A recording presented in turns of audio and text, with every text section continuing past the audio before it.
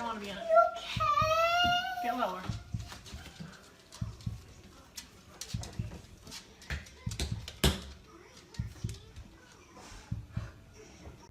I just want them back. I just want them to come back. And if they're not safe right now, that's what's tearing me apart. Because if they are safe, they're coming back. But if they're not, this has got to stop. Like, somebody has to come forward. If this stillness holds you, a quiet gesture helps sustain these long-form investigations. Taking a moment to like the video or subscribe allows stories like this to be examined with the time and care they demand, bringing hidden truths into focus, one layer at a time. Objectively say that this is perhaps the most inhumane and vicious crime that I have handled out of the thousands of cases that I have seen. And nothing less than a maximum sentence would be appropriate, and anything less than the maximum sentence would depreciate the seriousness of this offense. Deputies, I would respectfully ask that you take this defendant into custody and have him serve the rest of his life in the Department of Corrections. We are in recess.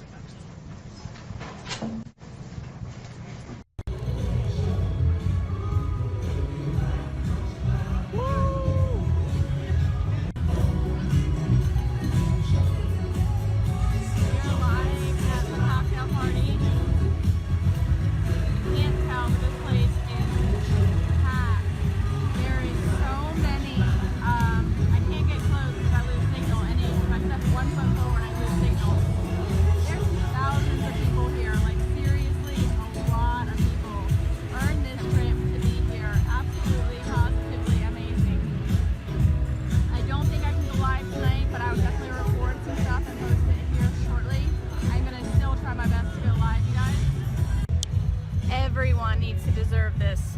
Everyone. Absolutely everyone.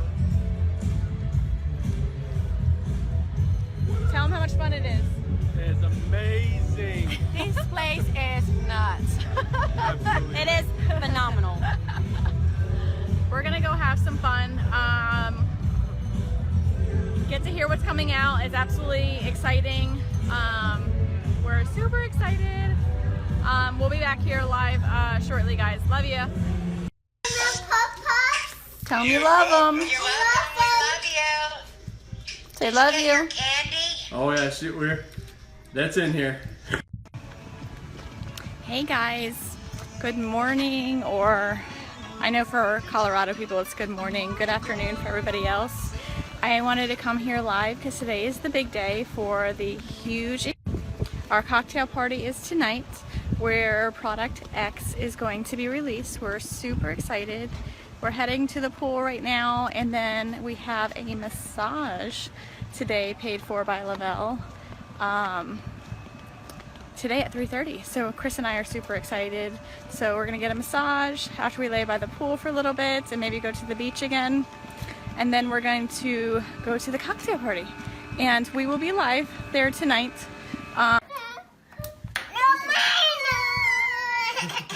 Girls. Oh, CC Girls. Bella. Okay, you want chocolate? No chocolate? If you want chocolate, you just get this bowl. You want this one, bigger one? We're gonna go.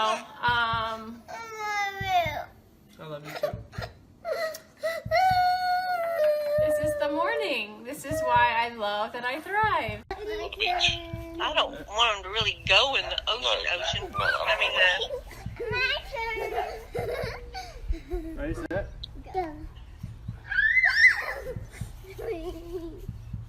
Ready, set? The pool opens in 2 weeks too. what's the degrees today? 85 last I checked. 120. Wow. No, Cece. Yeah. CC, get girl. Oh gosh. Oh my gosh, are you kidding? She can climb that fence. Cece played patty cake on Daddy's head. Yeah, she's gripping it right now. Cece, play patty cake at Daddy's head. Go whack a daddy. Don't do that, Cece. Don't do it. Sounds kind of hollow. Whack a daddy. Don't Do spit. Don't spit on Daddy, please. Oh, that's a shower.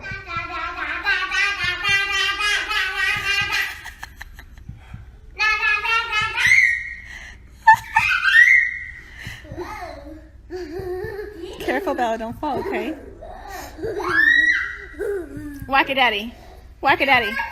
One more time, Daddy. Whack a daddy. Whack.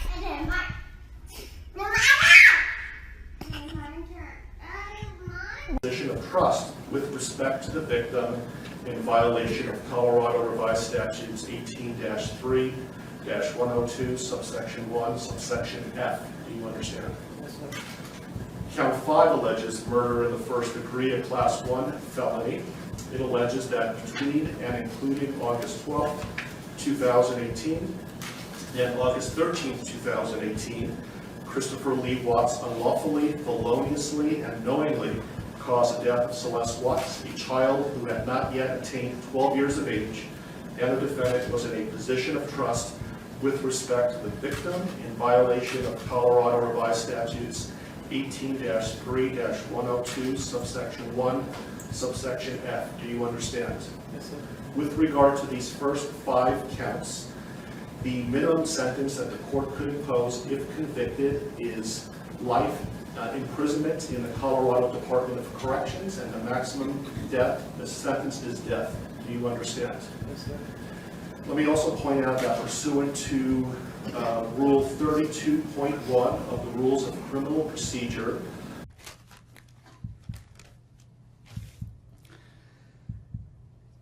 What I'd like to say to the court is that Shannon, Bella, and Nico are loving, caring people. They love life. They love being around people who love them. They always had good times. This is the first time they went to the beach this year, and they loved it. But God only knows what happened that night. Life will never be the same without Shannon, Bella, and Celeste and Nico. Had all their lives to live. They were taken by a heartless one.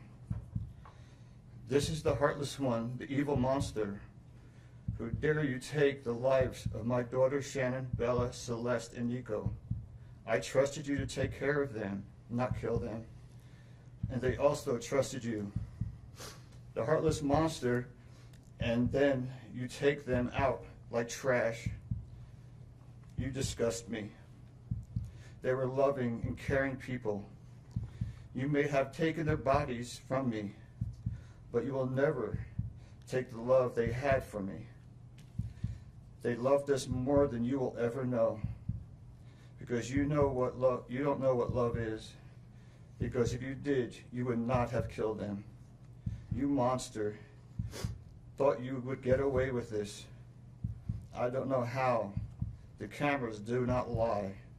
You carry them out like trash of the house. Yes, I seen the videotape. You buried my daughter Shannon and Nico in a shallow grave, and then you put Bella and Celeste in huge containers of crude oil. You heartless monster. You have to live with this vision every day of your life, and I hope you see that every time you close your eyes at night. Oh, I forgot. You have no heart or feelings or love. Let me tell you something. I will think of them every day of my life, and I love them every day of my life. Prison is too good for you. This is hard to say, but may God have mercy on your soul. I hope you enjoy your new life. It's nothing like the one you had out here. May the courts have no mercy on you. It's hard every day. It hurts in so many ways. I have heard people say that you're not a monster. No, you are not. You're an evil monster. Thank you. Love you, Shannon, Bella, and Nico. Love you, Pop and Dad. And one other thing.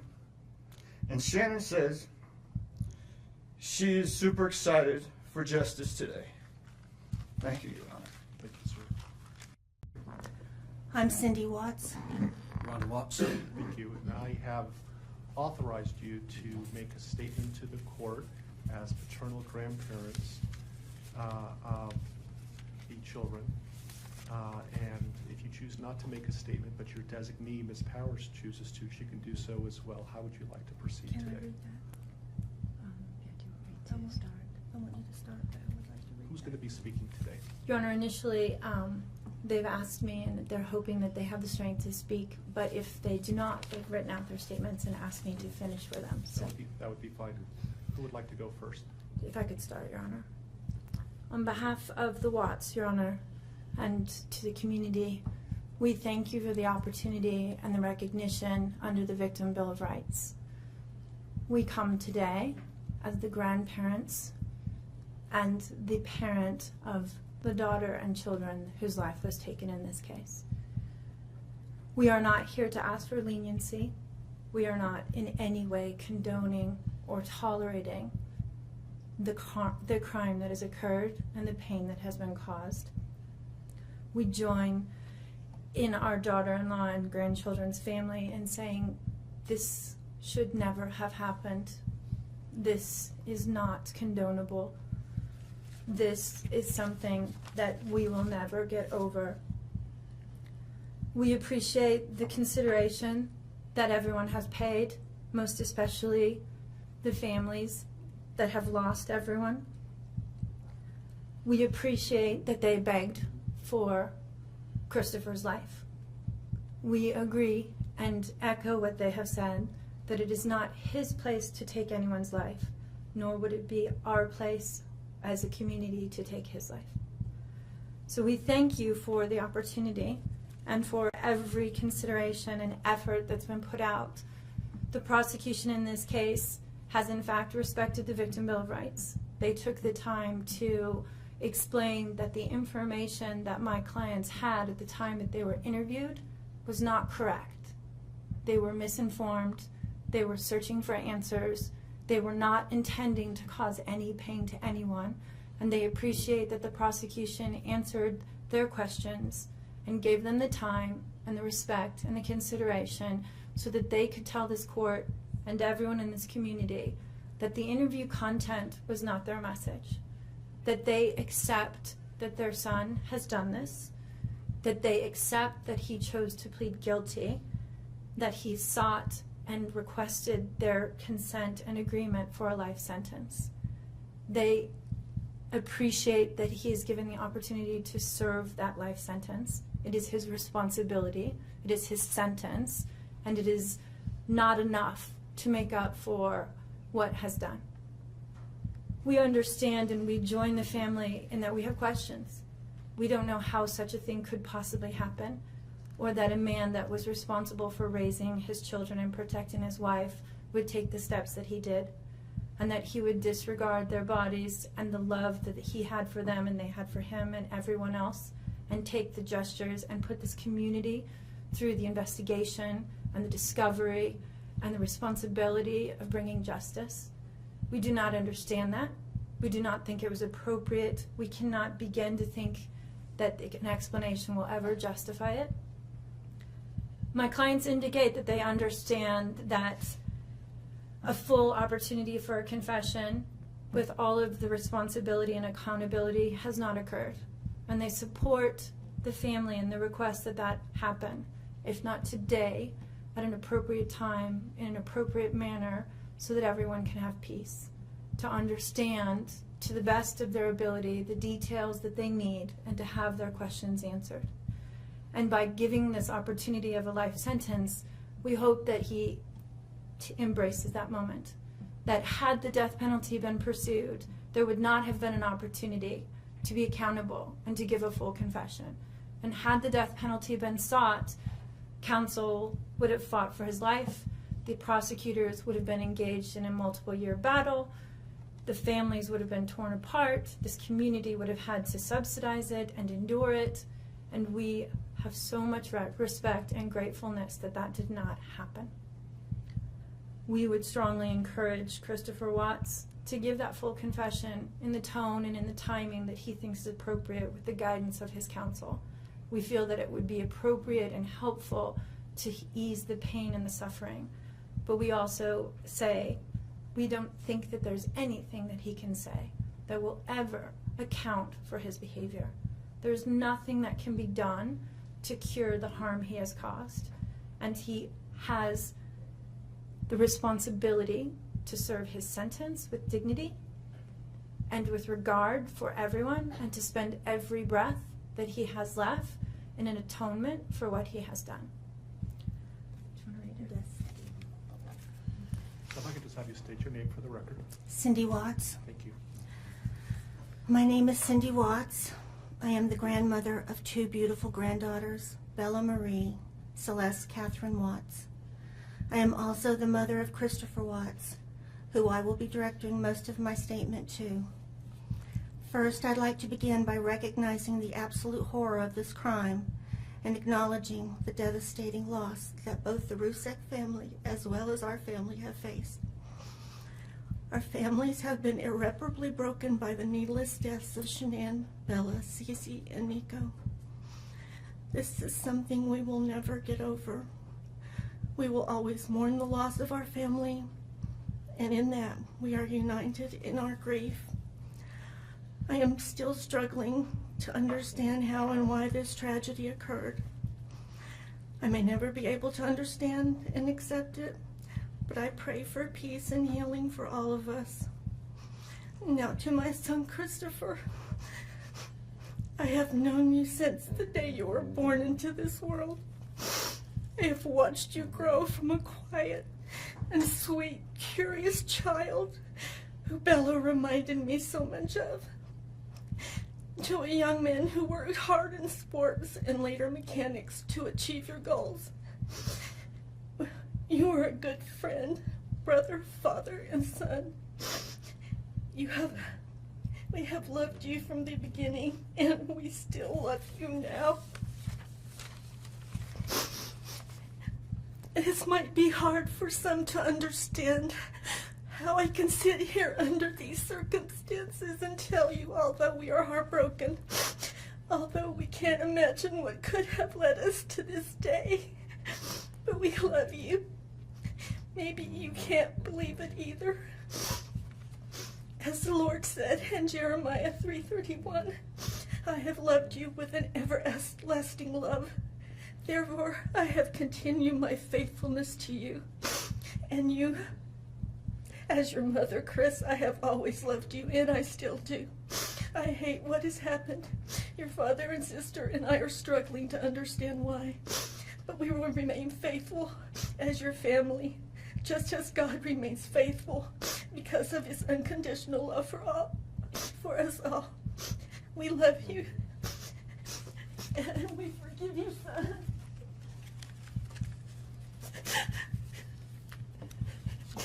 Thank you. Judge, if I could read Mr. Watts' statement. Yes.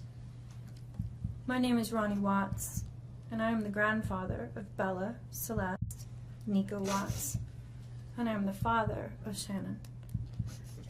I am the father of Christopher Watts as well. And one of the most important things I've done in my life is to raise my children and to watch as they started their own families. I spent many years coaching Little League and talking to my son, taking him to the races, and sharing my love and knowledge of cars with him. He was just as involved with his girls. I believe he loves his girls. I know he does. This tragedy has impacted my family in so many ways. Beyond losing my precious grandchildren, our beloved daughter-in-law, we are forced to question everything. We still don't have all the answers, and I hope one day, Christopher, you can help us. Chris, I want to talk to you as a father and son. You are here today accepting responsibility, but I want to tell you this now. I love you. Nothing will ever change that. And I want you to find peace. And today is your first step. The Bible says if we confess our sins, God is faithful and just and will forgive us. Chris, I forgive you, and your sister forgives you, and we will never abandon you, and we love you. Dad. Judge, thank you for the opportunity to address the court.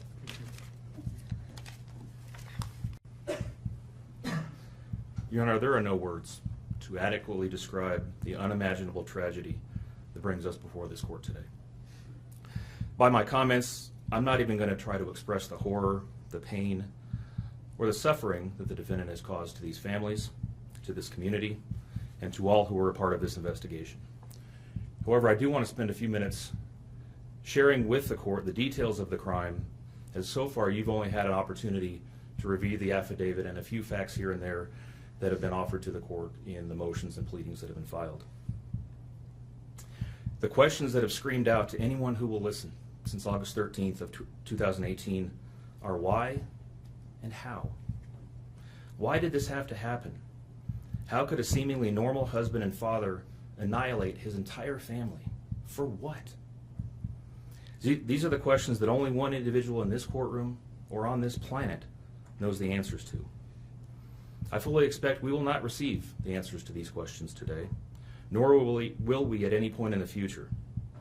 I don't expect that he will ever tell the truth about what truly happened or why. Even if he did, there is no rational way that any human being could find those answers acceptable responses to such horrific questions. The best we can do is try to piece together some kind of understanding from the evidence that is available to us. And the evidence tells us this. The defendant coldly and deliberately ended 4 lives. Not in a fit of rage, not by way of accident, but in a calculated and sickening manner. Shanann was 34 years old.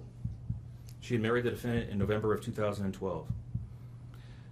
Over the weekend leading up to August 13th, she had been at a work conference in Phoenix, Arizona, and returned home in the early morning hours of August 13th. We know that she got home about 1:45 in the morning. The doorbell camera on their home shows her arriving back home from the airport. Shortly thereafter, at least according to the defendant, they had what he referred to as an emotional conversation about the state of their marriage and about what their lives would look like going forward. What was said during that emotional conversation, only he knows. What we do know is that shortly after that, the defendant strangled her to death with his own hands. We know that he slowly took her life the morning of August 13th. We know that this was not done in an uncontrolled, vengeful manner that he tried to describe to agents from CBI and the FBI. If that were the case, you would expect to see vicious, horrible bruising about her neck, shoulders, and face. You would expect to see the hyoid bone in her neck broken. You would expect to see some kind of defensive wounds on his body as she struggled and fought for her own life. None of those are present. The only injuries that were on Shanann's body were one set of finger or bruising, what appeared to be fingernail or finger mark bruising to the right side of her neck. We know that our experts will tell us that it takes 2 to 4 minutes to strangle someone to death manually with their own hands. The horror that she felt as the man that she loved wrapped his hands around her throat and choked the life out of her must have been unimaginable. Even worse, what must Bella, age 4, and Celeste, age 3, must have experienced or thought as their father, the one man on this planet who was supposed to nurture and protect them, was snuffing out their lives. They both died from smothering. Let me say that again. The man seated to my right smothered his daughters. Why? Imagine the horror in Bella's mind as her father took her last breaths away.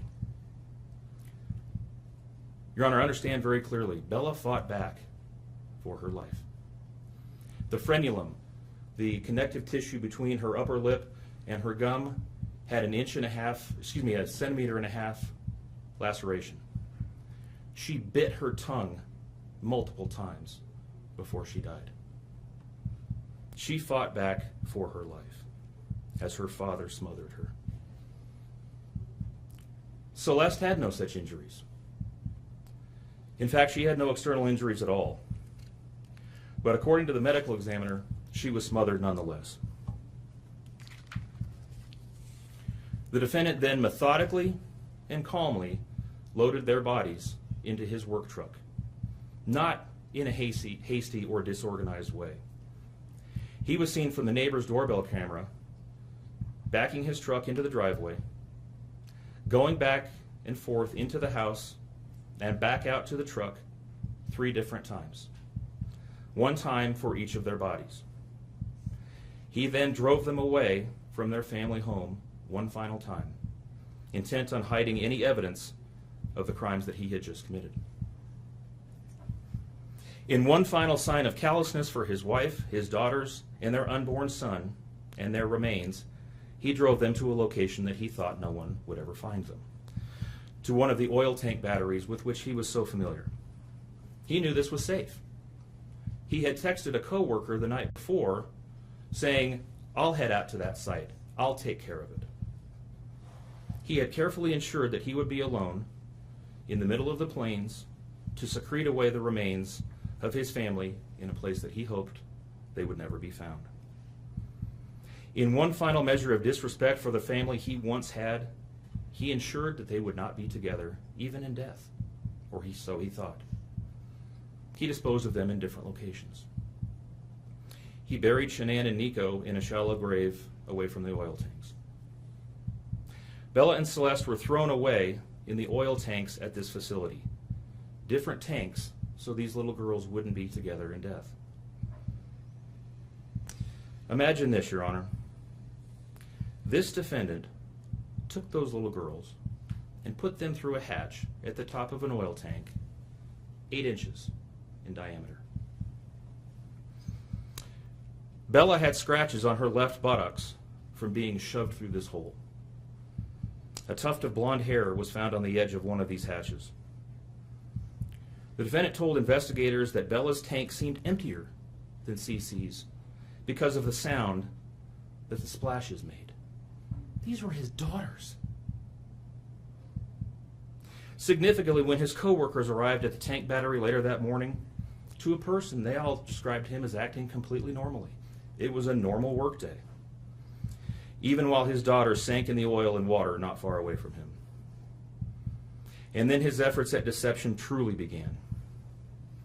We've all seen the emotionless interviews that the defendant gives to the local media, asking for help in locating his family. We watched as he claimed that the house was empty without them, and that he hoped that they were somewhere safe, and that he just wanted them to come home.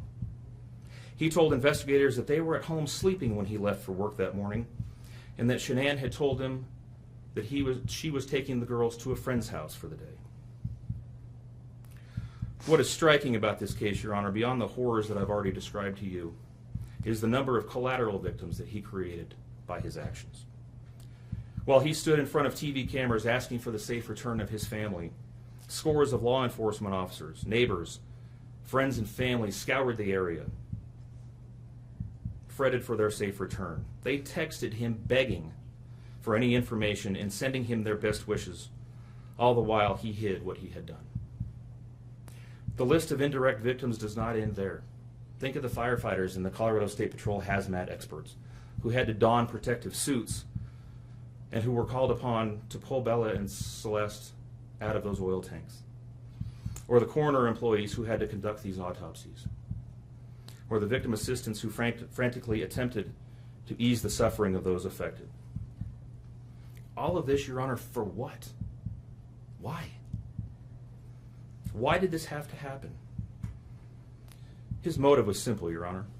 He had a desire for a fresh start, to begin a relationship with a new love that overpowered all decency and feelings for his wife, his daughters, and unborn son. While Shanann texted the defendant over and over again in the days and weeks leading up to her death, attempting to save her marriage, The defendant secreted pictures of his girlfriend into his phone and searched and texted her at all hours of the night. While Shanann sent the defendant self-help and relationship counseling books, one of which, ironically enough, was thrown in the garbage, he was searching the internet for secluded vacation spots to take his new love in researching jewelry.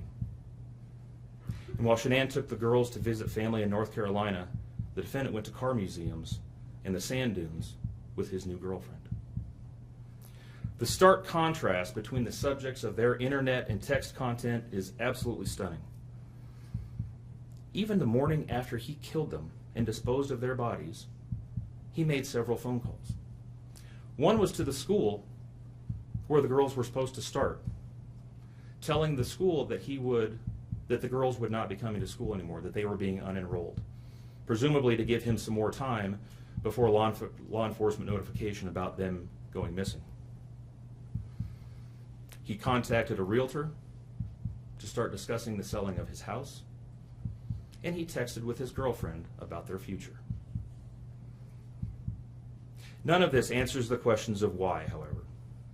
If he was this happy and wanted a new start, get a divorce. You don't annihilate your family and throw them away like garbage. Why did Nico, Celeste, Bella, and Shanann have to lose their lives in order for him to get what he wanted? Your Honor, justice demands the maximum sentence under the agreement reached by the parties. As you will recall, the agreement calls for life sentences as to Shanann, Bella, and Celeste, and all of those to run consecutively to one another. It also calls for the count of unlawful termination of a pregnancy as to Nico to run consecutively to counts 1, 2, and 3.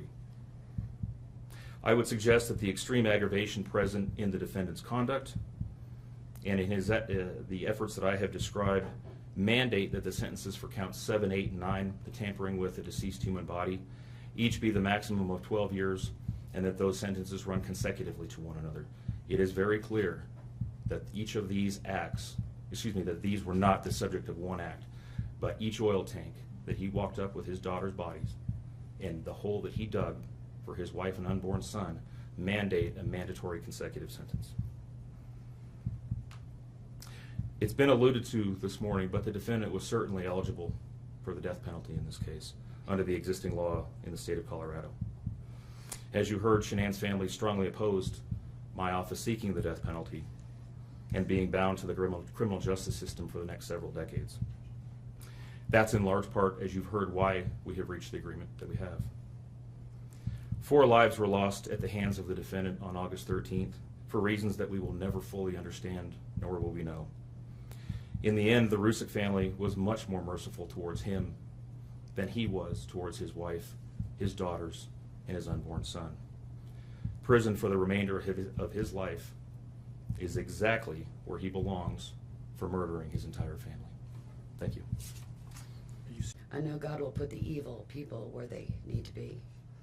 I also want to take the time to thank the town of Frederick, Greeley, FBI, the DA's office, the CBI, for exceptional work. We thank Nicole Atkinson, Shannon's neighbor Nathan, and his family. To me, they're our heroes. They really are. God bless. God makes no mistakes on who he puts in your life. Marriage is about love, trust, and friendship and unity. We marry for sickness and health, to death do us part. Our daughter Shannon loved you with all of her heart. Your children loved you to the moon and back. Shannon's family was her world. Shannon put a crown on your head. But unfortunately, the day that you took their life, God removed that crown. We loved you like a son. We trusted you. Your faithful wife trusted you. Your children adored you, and they also trusted you. Your daughter Bella Marie sang a song proudly. I don't know if you got to see it, but it was, "Daddy, you're my hero." I have no idea who gave you the right to take their lives.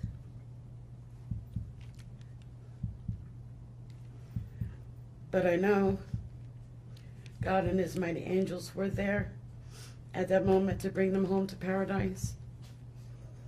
God gives us free will. So not only did you take the family of four, your family of four, you took your own life. I want the world to know that our daughter and her children were so loved by us. There will always be protected by God and his mighty angels. I didn't want death for you because that's not my right. Your life is between you and God now, and I pray that he has mercy for you. From Shannon's mother, Bella Marie, Celeste Catherine, and Nico Lee's, Nana. Thank you, Your Honor. Hey everybody! So I'm home with the family, and they're excited to try the new Pro Bars, and they came in, I think, yesterday. So we have cookies and cream, and we have lemon meringue. Who wants Pro Bars? Me. I do. All right, so do you guys want lemon meringue first, or do you want cookies and cream? Cookies. Cookies? I want that. You want the lemon meringue? All right, since I have this one open, let's try this one first, okay? Cookies and cream. And Daddy's gonna try it too. Yeah. Are you both? Yes, so everyone's gonna try Chris cookies and cream. All right, Bella gets cookies and cream, Cece gets cookies and cream. Ready? Ready? Set. You're the taste testers. Yummy. Is it yummy? What's it taste like? Chocolate. Chocolate. What else? Watermelon. Watermelon. What's it taste like, Cece? Chocolate. Chocolate? Uh-huh. Is it delicious? Daddy? Oreo wrapped with vanilla. It's nice. Oreo wrapped in vanilla? Is it yummy, Cece?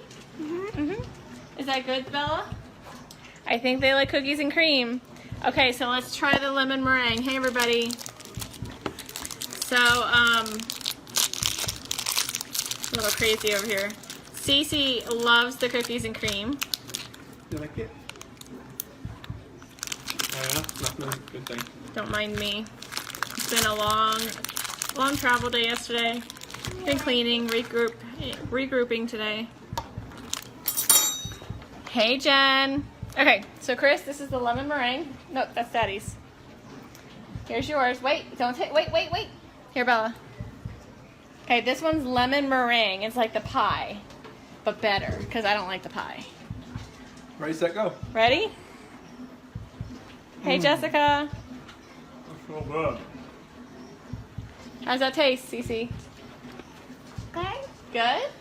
Yeah? Do you like that one better? Me too. I like it. What's it taste like? You like lemon meringue pie? Straight out the box. Bella, what's it taste like? I don't like it. You don't like that one? Bella doesn't like that one. That's okay. Okay. You like the birthday cake, right? And the cookies and cream? Yep. Dieter, do you want some? Yeah, Dieter wants some. All right, so which one's your favorite out of all the Pro Bars? Hey, Wendy. I would say lemon meringue. Lemon meringue? What's your favorite, Cece? Birthday? Mommy's favorite. What's your favorite? The cookies and cream?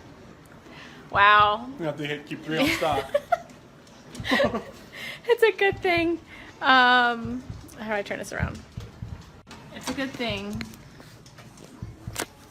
that I have all 3 of the favorites in the house. Cinnamon rolls were sold out of it here at the house. You like it? I want dip and cream.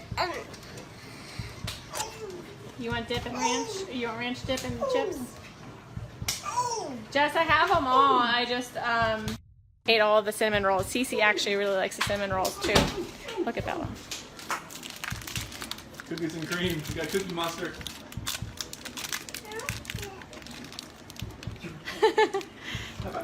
I'm guessing you like it, kiddo.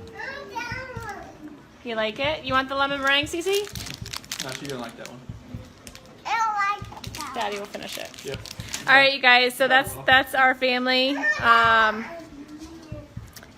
Making sure I didn't miss anything. Hey everybody. So we're a mixed family. Apparently birthday cake is a winner for me and Cece. Bella loves the cookies and cream, and Chris is lemon meringue, surprisingly, because he's a cookies and cream guy. Yeah. So super excited.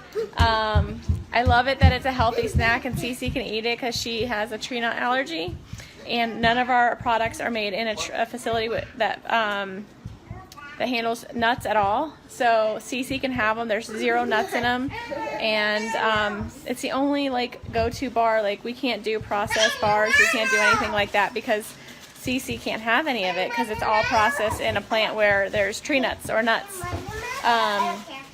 So it's really nice that she can have it. It's a quick snack for mommy. It's always in my bag, and I can just give it to her. And I heard you, baby. I heard you. She wants ranch and dip. She's my child. Thanks, Kat. So it's really nice. It's convenient for me as a mom that I can just carry them in my purse and always have something for her. So super excited. The Pro Bars are amazing. They're a great snack, low carbs, low sugar, 2 grams of sugar in all of them, I think. But yeah, 2 grams of sugar and 20 grams of protein. So they're really good for you. So you guys have a great night. Love you. And we're going to be, Cece and I are fighting over the birthday cake. So, all right. Say bye. Bye. See ya. All right. Bye, guys. Past 3 months, I barely slept because I've been going through a lot of different emotions because I did not see this coming. You went from being my brother, my sister's protector, one of the most loved people in my family, to someone I will spend the rest of my life trying to understand. What gave you the right to put your hands on a woman, let alone my best friend, my beloved sister, your daughters, and your son? Why weren't they enough for you? In the blink of an eye, you took away my whole world, the people that mattered to me the most.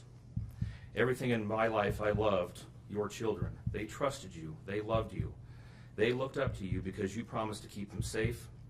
Instead, you turned on your family.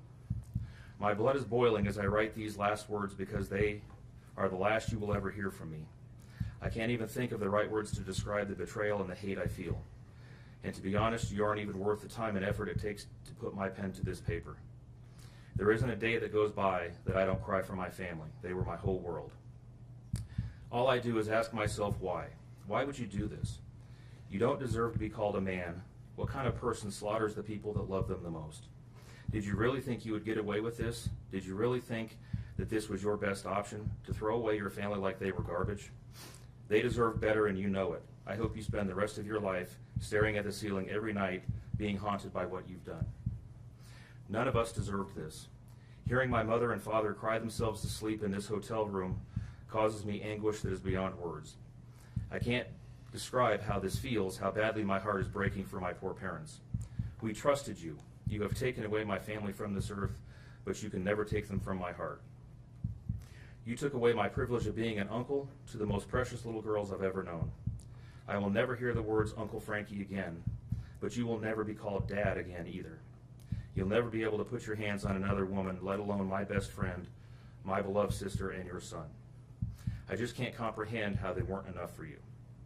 Shanann, Bella, and Cece loved you more than anyone. You were their hero. How could you destroy the people who loved them the most? I pray that you never have a moment's peace or a good night's rest in the cage you'll spend every day of your life in. A cage you are privileged to live in because my family isn't evil like you. We begged the district attorney to spare your life because despite everything, we believe that no one has the right to take the life of another, even someone like you. I feel sorry for your family. I know the pain that they must feel knowing that they can't hug you, because that's how my mother, father, and I feel every time we cry for our family. Nothing hurts more than watching or hearing my family weep for their loved ones. I just wish that I could tell that you would tell the truth, but I know that that is asking for more than you are capable of. I stayed up all night writing this statement. I don't sleep because of you. My life will never be the same because of you, but at least my conscience is clear. I get to live free, but I can't say the same for you. I haven't slept in 2 days because I've been anxiously waiting for this moment, the moment I get to tell you how I feel, how this has affected my family and I. My family and I can finally grieve after today. If anything, we will come out of this stronger today than we were before, and we will continue to pray for your family. Sincerely, Frankie Rusick.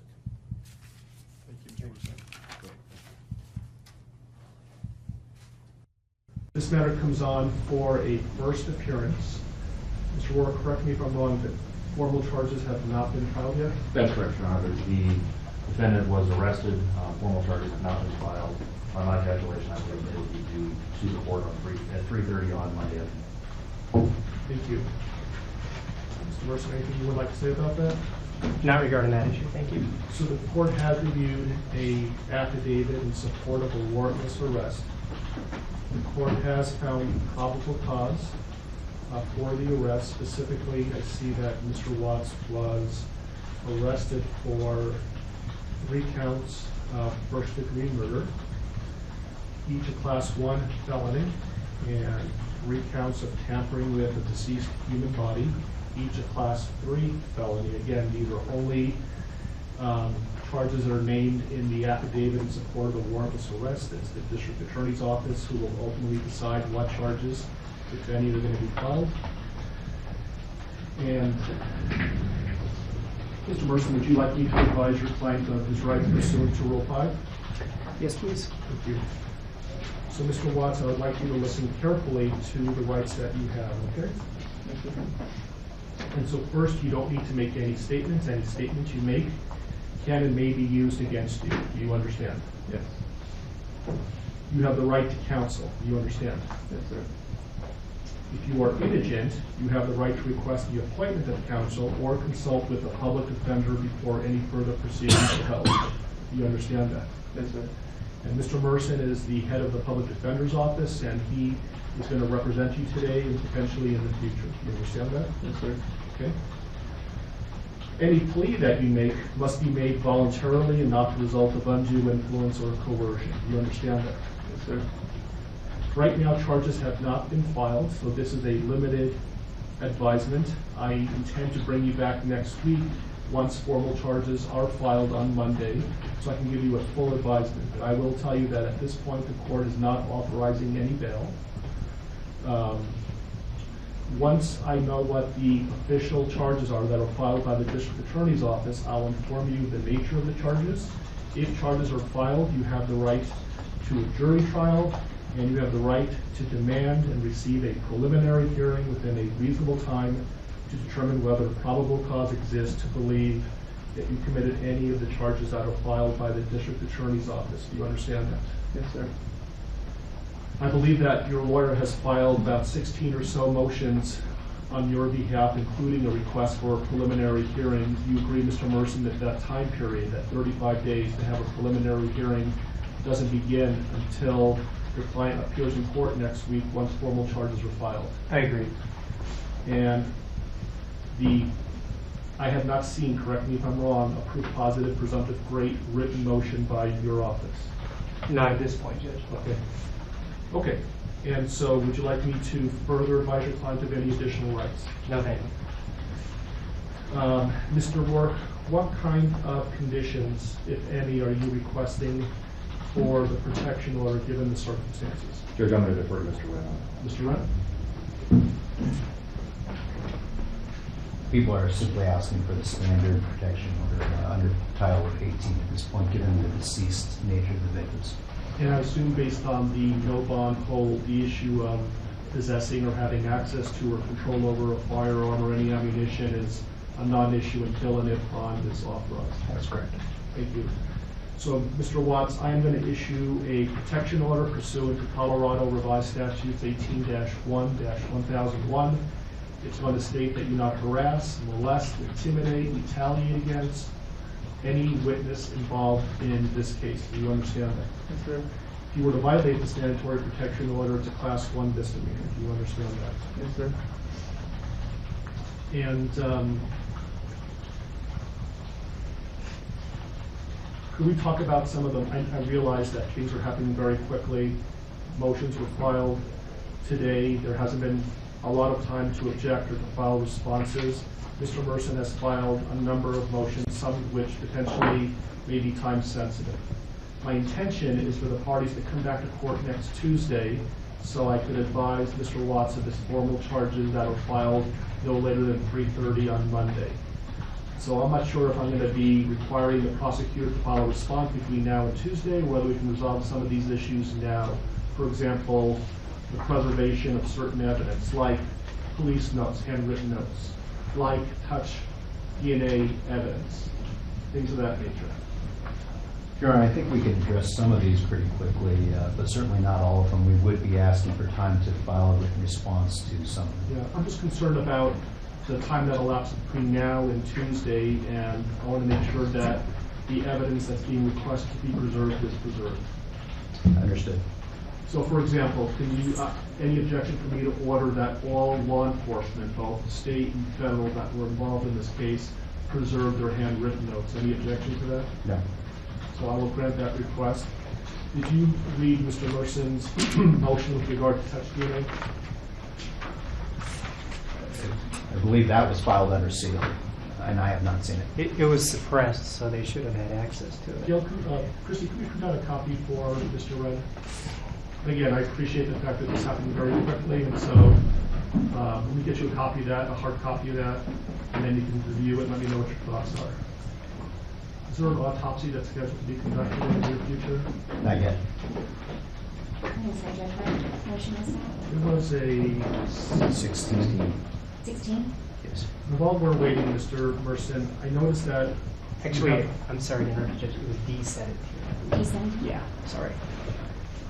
So I see that your motions are numbered, but I'm missing 9 through 15. Yeah, I basically counted them and then started off. There were some other people in my office that had filed those other pleadings and not numbered them. I just want to make sure I'm not missing something. I don't think you are. I think many of them many of them concern the media issue.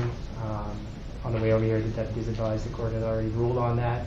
So to a certain extent, some of that is moot. But if we are going to take a D17, in light of the fact that the affidavit is still sealed, I would ask that the court seal the courtroom and just allow the parties to argue that, because it will require me to talk about information in the affidavit.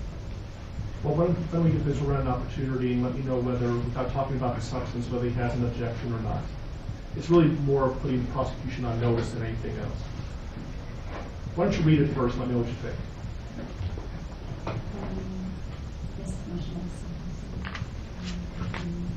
You can give it to the prosecution.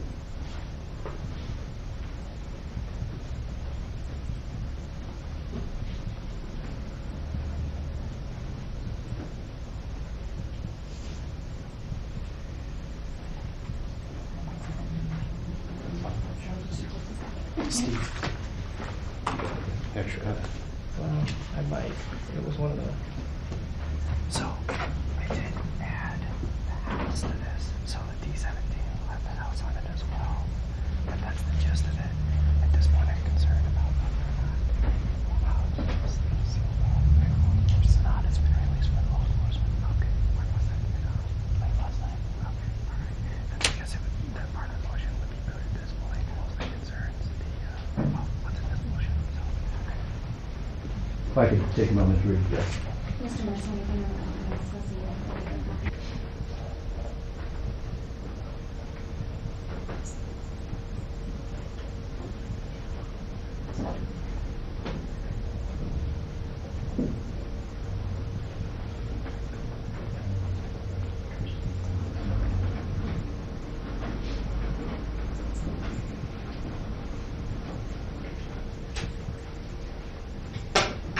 Mr. Ring. Thank you. I'm okay with continuing it. I just don't want there to be any time-sensitive issues between now and next Tuesday that we should have handled today. I think we need to address it today. As I indicated, Judge, at this point, there's not an autopsy scheduled or autopsies. I don't know when that might happen. I don't know if it would happen before Tuesday or not. With respect to this motion, and does the court want to address Mr. Merson's concerns about clearing the courtroom, given the sealed nature of this, or may I speak for you? Well, it was I think it's based on the sealing of the affidavit in support of the warrantless arrest, and so it was your motion to seal. So if you think the reasons why you requested the affidavit to be sealed are going to be compromised, we could do this in camera.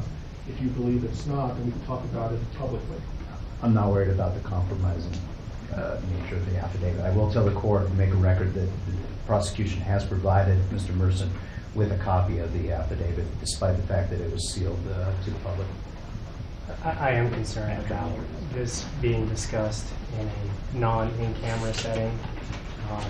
My concerns revolve around the issues I brought up in the objections to expanded media coverage.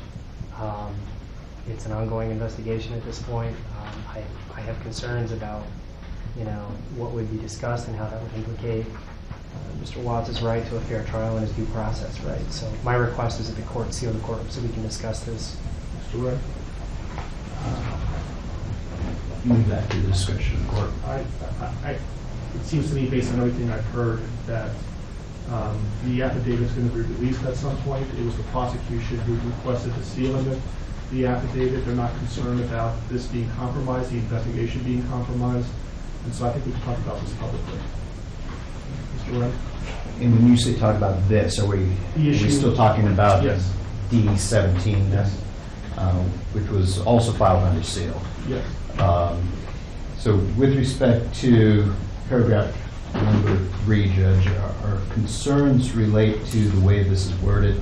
As the court knows, the pathologist goes through a very extensive process when conducting an autopsy, much of which is governed by statute. I think most of what he's asking for is standard procedure for an autopsy conducted in this jurisdiction and would be done. However, I have concerns about the way this is phrased in that it orders collection of trace DNA and touch DNA from certain areas of bodies that at this point we don't even have, frankly. Second, we don't know if that trace DNA is going to even exist if we have the bodies. So there's no way to order us to find something that may or may not exist. I think when I read the motion, it essentially is putting the prosecution on notice that at some point they may be in possession of exculpatory evidence, and it's their duty to make reasonable efforts to preserve that and ultimately provide that to the defense. And so I think they're on notice by the mere fact that we're talking about this, that Mr. Wren got a copy of the motion, and if this becomes an issue later on, we can litigate this, and there's some pretty significant sanctions for the destruction of exculpatory evidence. Okay, so that will be the ruling of the court. Your Honor, may I ask one clarifying question? Because the way that the motion is titled talks about the collection of touch or trace DNA at 2825 Saratoga Trail as well as during the autopsy, but the body of the motion does not. I want to make sure that Mr. Merson is aware that the home where the homicides were alleged to have occurred has been released by law enforcement, was released as of about midnight last night. So even as we stand today, we are not in a position to be able to go back in and collect trace DNA from that home. So I just want to make clear that, that the ruling of the court does not require us to do anything affirmative with respect to the home. And Mr. Wren advised me that the government is no longer in control of the home, so I'm aware of that. Thank you. Thank you. Thank you. With regard to the motion for protective order, essentially for nobody to speak to Mr. Watts other than his attorneys and investigators and support staff, I'm assuming there's no objection to that? Correct. You'll put law enforcement on notice on that issue? Yes. Okay. Any other time-sensitive issues that cannot wait until next Tuesday? Nothing from the people. Mr. Merson? Can I just have 1 second? Sure.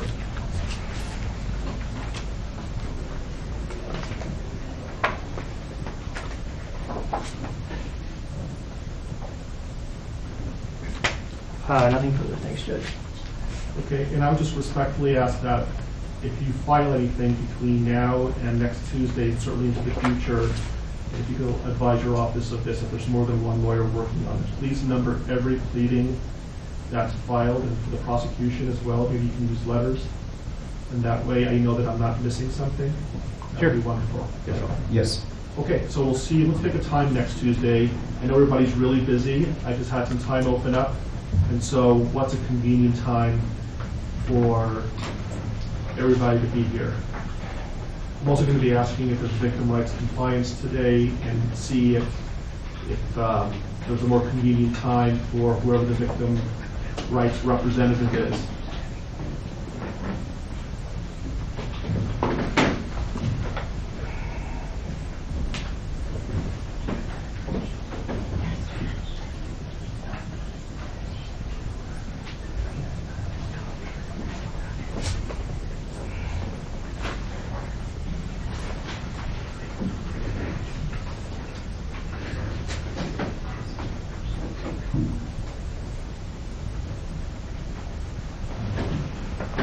We have been in communication with the family of the victims. We are in VRA compliance with that, based on that effort. At this point, we don't have any specific times that are good or bad for the family, but we will certainly contact them as soon as we leave and clarify their availability for next Tuesday. How about the attorneys? What's a good time for you to be here on Tuesday? Anytime, Judge. I'll make it work.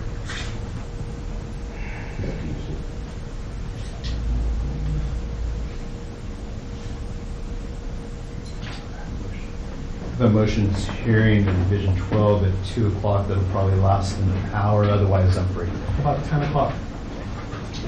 That's fine. Okay.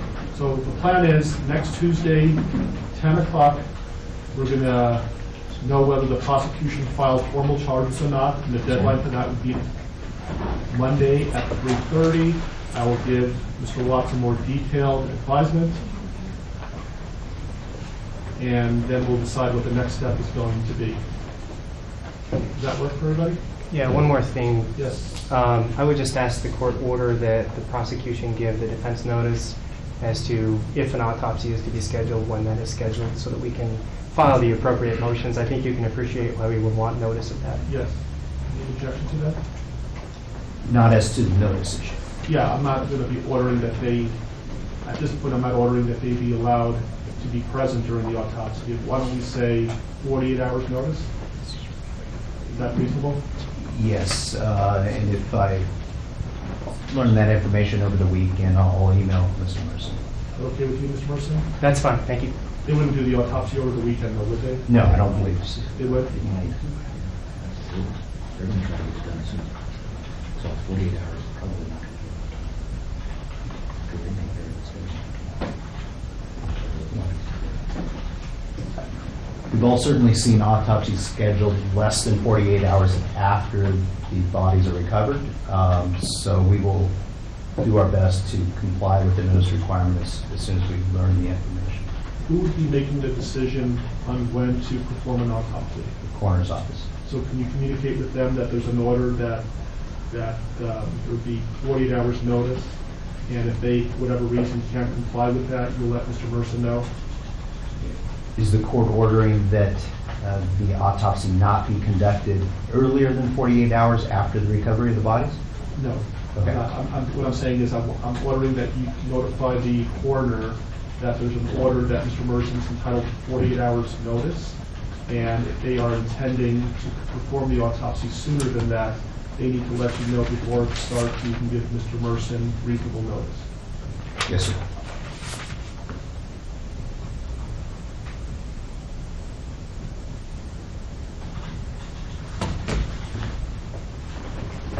Anything else you can think of between now and next Tuesday that we can resolve today? Yeah. Nothing from the prosecution. Nothing from the defense, thanks. Okay. All right, we'll see you next Tuesday at 10 o'clock or Monday when we are at this point.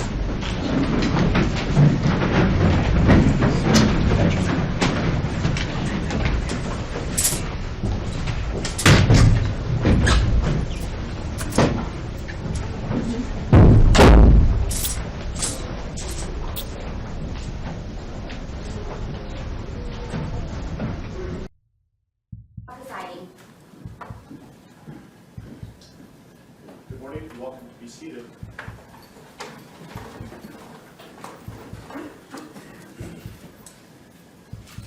Okay, we are on the record. We are in Division 17 of the Weld County District Court, and we are here regarding Weld County case number 18CR2003, people of the state of Colorado versus Christopher Lee Watts. My name is Marcelo Cupcom, a district court judge here in Weld County, and I will be the presiding judge in this case. If I could please have the lawyers identify themselves for the record, starting with the prosecution. Good morning, Your Honor. Michael Rourke on behalf of the people. Patrick Roach on behalf of the people. Your Honor, John Walsh on behalf of the defense. Jay Merson on behalf of Mr. Watts. Thank you. Thank you. And Mr. Rourke, do you want to make a record regarding compliance with the Victims' Rights Act? Yes, Your Honor. We are in compliance with the Victims' Rights Act. Frank Rusick, who is Shanann Watts' father, is present in the courtroom, as is Frankie Rusick, who is Shanann Watts' brother. They are present in the courtroom, and we have advised them the purpose of today's hearing and what we expect to hear. Thank you. Mr. Watts, last week I gave you a limited advisement because charges had not been filed. They have now been filed, so I'm going to give you a full advisement. If at any time you have any questions, please let me know, and welcome also to certainly consult with your attorneys, okay? Yes, sir. So, you do not need to make any statements. Any statements you make can be used against you. Do you understand? Yes, sir. You have the right to be represented by counsel, and if you're indigent, you have the right to request the appointment of counsel or consult with the public defender before any further proceedings are held. And I see that you've taken advantage of that right. Any plea that you make must be made voluntarily and not the result of undue influence or coercion. You understand? Yes, sir. At this point, I have denied your right to bail, given the charges. You can certainly have a conversation shortly about that issue. You have the right to understand the nature of the charges. We'll go over that in a moment. You have the right to a jury trial. You also have the right to demand and receive a preliminary hearing within a reasonable time to determine whether probable cause exists to believe that the offenses charged were committed by you. Do you understand? Yes, sir. I assume that the defense has received a copy of the complaint and information. Mr. Watts will explain to you what you have been formally charged with and what the possible penalties are. Count 1 alleges that on or about August 13th, 2018, Christopher Lee Watts unlawfully, feloniously, after deliberation, and with the intent to cause the death of a person other than himself, caused the death of Shanna Watts in violation of Colorado Revised Statutes 18-3-102, subsection 1, subsection 8. And that crime is classified as murder in the first degree, a class 1 felony. Do you understand? Count 2 alleges murder in the first degree, also a class 1 felony, and it reads that between and including August 12th, 2018 and August 13th, 2018, Christopher Lee Watts unlawfully, feloniously, after deliberation, and with the intent to cause the death of a person other than himself, caused the death of Bella Watts in violation of Colorado Revised Statutes 18-3-102, subsection 1, subsection 8. Do you understand? Yes, sir. Count 3 alleges murder in the first degree, a class 1 felony, and specifically it alleges that between and including August 12, 2018 and August 13, 2018, Christopher Lee Watts unlawfully, feloniously, after deliberation, and with the intent to cause the death of a person other than himself, caused the death of Celeste Watts in violation of Colorado Revised Statutes 18-3-102, subsection 1, subsection 8. Do you understand? Yes, Count 4 alleges murder in the first degree, a class 1 felony. It alleges that between and including August 12, 2018 and August 13, 2018, Christopher Lee Watts unlawfully, feloniously, and knowingly caused the death of Bella Watts, a child who had not yet attained 12 years of age, and the defendant was in a position of trust with respect to the victim in violation of Colorado Revised Statutes 18-3-102, subsection 1, subsection F. Do you understand? Yes, sir. Count 5 alleges murder in the first degree, a class 1 felony.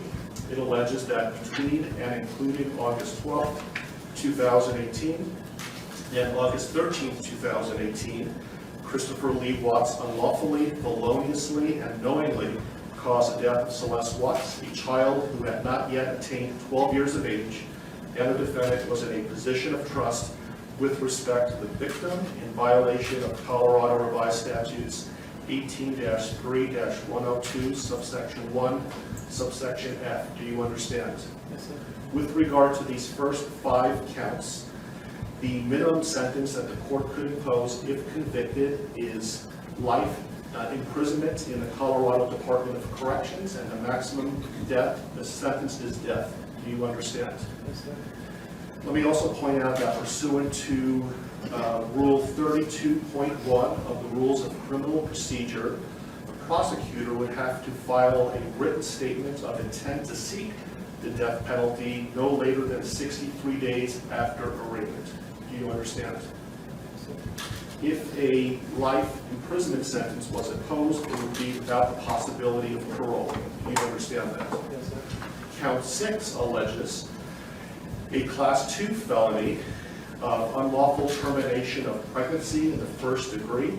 Specifically, it alleges that on or about August 13, 2018, Christopher Lee Watts, with the intent to terminate unlawfully the pregnancy of a woman, namely Shanann Watts, feloniously and unlawfully terminated the pregnancy of the woman. Further, the woman died as a result of the unlawful termination of the pregnancy in violation of Colorado Revised Statutes 18-3.5-103. Do you understand? Yes, sir. The possible penalties, if convicted for this crime, is a mandatory minimum 16 years in prison up to 48 years in prison, followed by an additional mandatory parole period of 5 years. Do you understand? Yes, sir. Count 7 alleges tampering with a deceased human body, a Class 3 felony. It alleges that on or about August 13, 2018, Christopher Lee Watts, believing that an official proceeding was pending, in progress, or about to be instituted, and acting without legal right or authority, unlawfully and feloniously, willfully destroyed, mutilated, concealed, removed, or altered a human body, part of a human body, or human remains with the intent to impair it or their appearance or availability in the official proceedings in violation of Colorado Revised Statutes 18-8-610.5. Do you understand? Yes, sir. Count 8 alleges also tampering with a deceased human body, a Class 3 felony. It alleges that on or about August 13, 2018, Christopher Lee Watts, believing that an official proceeding was pending, in progress, or about to be instituted, and acting without legal right or authority, unlawfully and feloniously, willfully destroyed, mutilated, concealed, removed, or altered a human body, part of a human body, or human remains with the intent to impair its or their appearance or availability in the official proceeding in violation of Colorado Revised Statutes 18-8-610.5. Do you understand? Yes, sir. And finally, count 9 alleges tampering with a deceased human body, a Class 3 felony. It alleges that on or about August 13, 2018, Christopher Lee Watts, believing that an official proceeding was pending, in progress, or about to be instituted, and acting without legal right or authority, unlawfully and feloniously, willfully destroyed, mutilated, concealed, removed, or altered a human body, part of a human body, or human remains with the intent to impair its or their appearance or availability in the official proceeding in violation of Colorado Revised Statutes 18-8-610.5. With regard to counts 7, 8, and 9, those Class 3 felonies carry a presumptive range of 4 to 12 years in the Colorado Department of Corrections. If there were sufficient mitigating circumstances, the minimum could be as low as 2 years.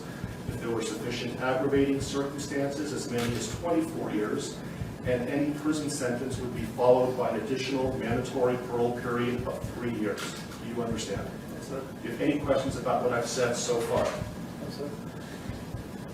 And Mr. Merson, has your office filed a written intent to seek a proof evident presumptive rehearing? Not yet, Judge, but we will be following that. This case will be Mr. Walsh's and Ms. Harold's. They will get the attorneys listed on the, I believe, the most recent pleading from the defense. Okay, thank you. And I would point out, Mr. Watts, that the prosecution also indicated in the complaint and information that these were acts of domestic violence. Do you understand that? Yes, sir. Okay, thank you. And so, Mr. Walsh, what is your request today? Your Honor, considering that we haven't received any discovery of the case, we're not in a good position at this point to advise the court about what kind of time we'll need. My suggestion to the court is that the court allow Mr. Watts to reserve the preliminary hearing in the case, reserve the proof evident hearing, and set the matter for a status conference about 60 days out. So just to be clear, he is waiving his right to have a preliminary hearing within 35 days, that he's not seeking a proof evident presumption great hearing prior to the setting of the status conference in about 60 days, but he's reserving his right to have those hearings in the future, but not necessarily within 35 days. Is that right? Yes, Your Honor, we've spoken about those issues. And do you understand what we're talking about, Mr. Watts? Yes. Do you have any questions about that? Okay. And Mr. Rourke, do you have any objection to that request? No, Your Honor, that seems like the prudent way to proceed at this point. Okay. Let me give you a date that has, so 60 days is about October 20th or so.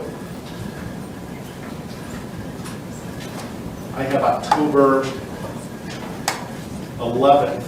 Does that date work for the parties? I can go a little bit further if you like as well. I think a little bit further would make sense, Your Honor. Thank you.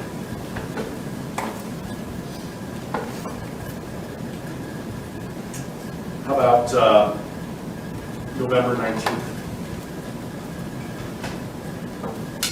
While we're waiting for lawyers to look, let me make a record that the court's going to find that Mr. Watts is knowingly, intelligently, and voluntarily waiving his right to have a preliminary hearing within 35 days. And while he has not asked for a proof evident presumption great hearing yet, I'm told that he will, but he's not requesting that hearing prior to the status conference that we're setting today. Agreed? Yes. That date works fine with the defense, Your Honor. Thank you. Your Honor, I spoke to the Rusiks, and that is fine with the people as well as the Vickers family. How is late morning on November 19th? Anytime, Your Honor. Late morning is fine. Very good. How about 10:30? That'll work for the people. And that will be in Division 16. I apologize for the bouncing around of division, but my courtroom obviously is not big enough, and I will keep you updated on where the divisions are going to be, but the next court date will be in Division 16. Are there any other questions, comments, concerns, anything that we can address today before us recessing? I think there are a couple of things outstanding, Your Honor, and first I wanted to address one very ministerial point of clarification with respect to the standing decorum order that the court entered yesterday. By its terms, and when the court defines the applicable areas, that includes my office, specifically the boundaries of the district attorney's office. I just wanted to make a request for clarification that the terms of this order do not apply to the conduct that occurs within my office itself. Agreed. Thank you. Otherwise, I have provided a copy of this to the employees of my office, and we will be providing it to law enforcement after this hearing is on. Thank you. I also intend on issuing a case management order later today, so be on the lookout for that. I don't know if the court has the desire at this point this morning to address a couple of the other outstanding motions that the Public Defender's Office has filed that we had entered or filed responses to. We have not addressed motions 2, 3, 5, and 7. And those are the defense motions 2, 3, 5, and 7. And for the record, our responses were C, D, E, and F. I don't have those motions in front of me, but I know that I issued a number of written orders yesterday. Did you receive those? I received written orders, but not as it relates to those 4, so perhaps they just haven't reached my desk yet. If they haven't yet, I will issue a written ruling. We'll be getting them shortly. But I issued a number of orders yesterday. Your Honor, does that include, I did get the order on motion 5 and motion 7. Does that include motions 2 and 3 then that the court would? Remind me what 2 and 3 are again? Motion 2 is the motion to allow confidential defense experts to be present for any testing. And we did have a bit of additional argument on that if the court wanted to hear it. Motion 3 is a motion for a protective order. I prefer they put it in writing, and then I'll issue a written order with regard to that. Is that something that's time sensitive? I think it could be, Your Honor. I can't speak for the district attorney, but it could be. I can tell the court, understanding what Mr. Walsh is referring to in motion number 2, it is not something that is going to occur in the next day or 2, so it's not time sensitive in that respect. So you'll be received, if you want to put something in writing, you're certainly welcome to, and I will issue a written order in a timely manner. Does the court want to give us a deadline for that? Sure, when would you like to file a response? I can have it done in a day or two. Okay. And so, do you have control, Mr. Warren, as to when the testing is going to occur? Absolutely. I can certainly make clear to our forensic agents that pending the litigation or the receipt of a court order on this, that we will not do any forensic testing. That'd be great. So did you want to have time to file a reply to the response? If necessary, if I could have 3 business days to file a response to whatever Mr. Walsh files in the next couple of days, I would appreciate that. Okay, so Mr. Walsh, do you have something filed by close of business tomorrow? Yes, sir. Okay, so close of business on Monday, Mr. Warren? Yes, sir. Then I'll have something to the parties by midweek next week. Thank you. Any other issues that we can resolve today? Not from the people, no. No, Your Honor. Okay. Okay, we are in recess. Thank you for your time.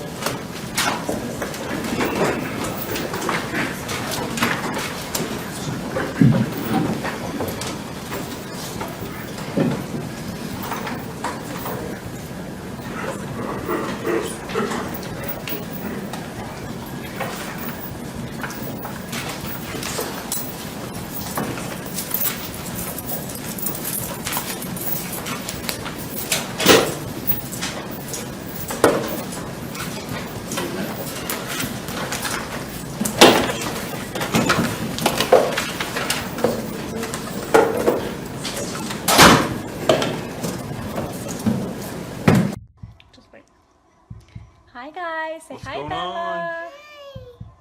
We gotta get you dressed, kid. I Look know, what Bella's right? eating. Bella's eating some of the ingredients. She got a nice little bowl of chocolate chips. Look at that. What is that, Bella? Can you show them? What is it? Is it chocolate? Is it chocolate? It's chocolate mini morsels, right? Yeah, good job. So she's been eating my peanut butter and the chocolate morsels so far today. So we're gonna let a few more people hop on, and then we're gonna get cooking here, and we'll explain to you what we're cooking up over here. So Yeah, welcome to the 12 days of Christmas, Lavelle Day, and even though I like to claim that I could probably cook, I can't at all. So I'm gonna let my wife do all the cooking. She's gonna make up some Thrive Bites for us. and I'm gonna go wash my hands real fast. Uh-oh. She's gonna leave me here alone. Oh, we got some people joining. Bella, look. Got people looking at us. Say hi. Wife's gonna be making up some Thrive Bites here in a second, so make sure you hop on and join us for the 12 days of Christmas. Bella's got some chocolate chips. I need a Lavelle apron. They All probably right, make guys. one. Hey, Michelle. Hey, Amanda. Bella's showing you what she's eating. She's eating the ingredients. She's been eating the ingredients since I've been getting them prepared. So we're gonna make Thrive Bites today. Chris didn't want to go on live doing it because he didn't want to mess anything up. Not that you can mess anything up with Thrive Bites. It's so simple. Except for today, we're gonna double the recipe because we love the Thrive Bites. When you are craving something to eat, or junk food or whatever, you just pop a Thrive Bite and it fills you up, and it's really delicious. Thrive Bites, right? Good job, Bella. My little helper right here. Thrive Bites. So today, I will post in the feed the Thrive Bites. Bella, shh. Will you turn it down for me, please? So I'm going to post in the thread here today on how to make Thrive Bites and the recipe. So basically it calls for 1 packet of your lifestyle mix. Now you can use any flavor. I'm going to use vanilla here today. And hold on, honey. It calls for a cup of oats, a half a cup of peanut butter. Hi, Bonnie. Hey, Corey. Look at Bella. A half a cup of mini morsels. Now, I'm doubling the recipe, but still want to keep the calories down, so I'm only going to still do a half a cup of mini morsels.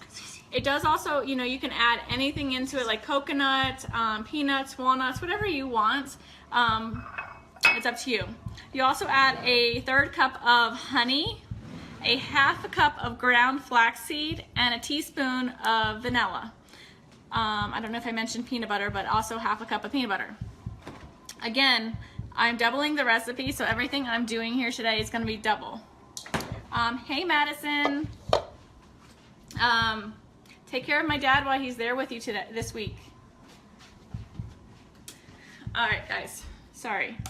So first I'm going to add my oats. These are so good. We can't keep them in the house. So then I added, the mini morsels. I add the ground flaxseed. So I always add all the ingredients. I'll just add the rest of Bella's. I add everything that's easy to mix. And so I'm gonna pour our premium lifestyle mix in a cup so you guys can see the consistency.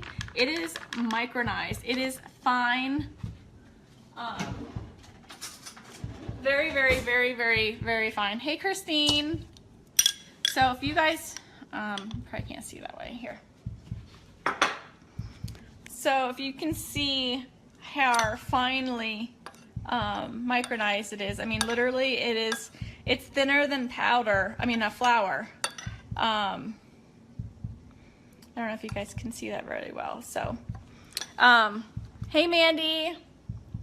So the Thrive Premium Lifestyle Mix is so fine. I mean, it's very, very, very fine. Let me find the other one. So you add 2 of those because, like I said, I'm doubling the recipe.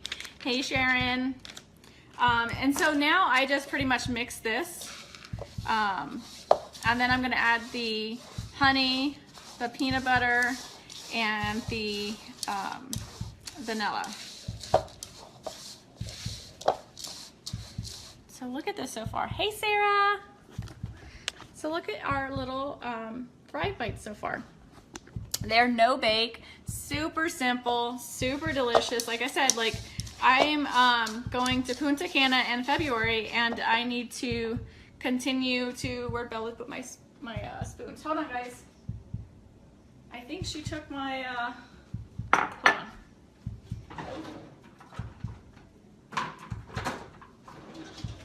All right, I got 2 more. So if you're like me, yes, Michelle, they're super delicious. So now I'm gonna add the honey. So I'm going to Punta Cana in February, and as much as I want to get into the gym, and I'm working on trying to find the time between work, you know, being a stay-at-home mom with the 2 girls, life and everything, it's really hard to get into. I just added the vanilla, sorry. It's really hard to get myself into the gym as much as I really want to.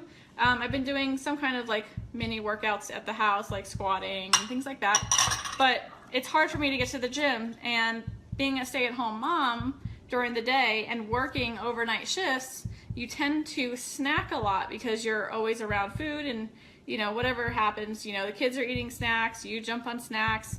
So this is my way of making my own snack, that instead of me grabbing a fruit roll-up or a bag of chips or any of that stuff, I just grab one of these, and I've made my own for the kids too. So they have their own little protein bites Bella loves. So now that all my ingredients are in here, I'm just going to mix it up really good. And as you guys know, messing with peanut butter, it's fun. So, sorry, I don't like a mess when I'm cooking. Not that I'm cooking.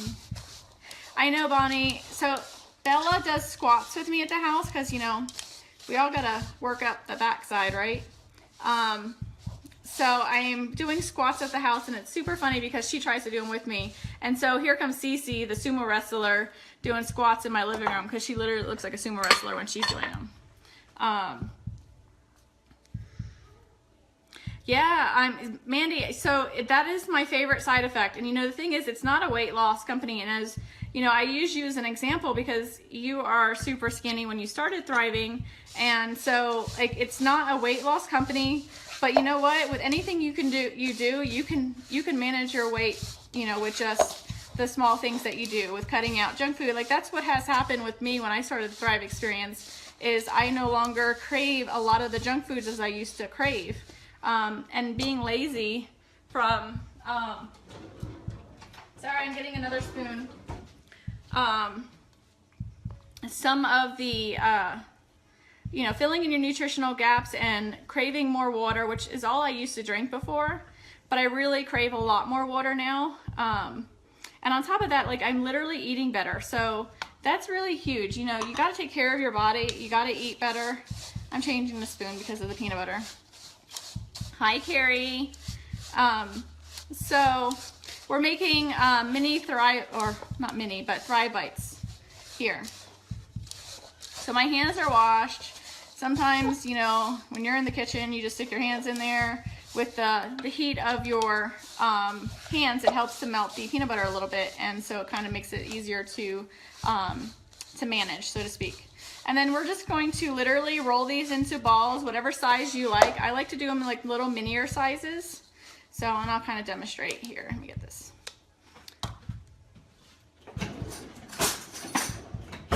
So, get your hands dirty. I take about a teaspoon size. You can see that. And, you know, just pinch it into a ball. And so that's how big I make mine. They're probably a size of a quarter in round. Carrie, they're super delicious and very healthy for you too, except for the fact that they have little mini morsels in them. But I cut the recipe in half when it comes to the mini morsels. And then you can be creative. You can use the strawberry shake with it.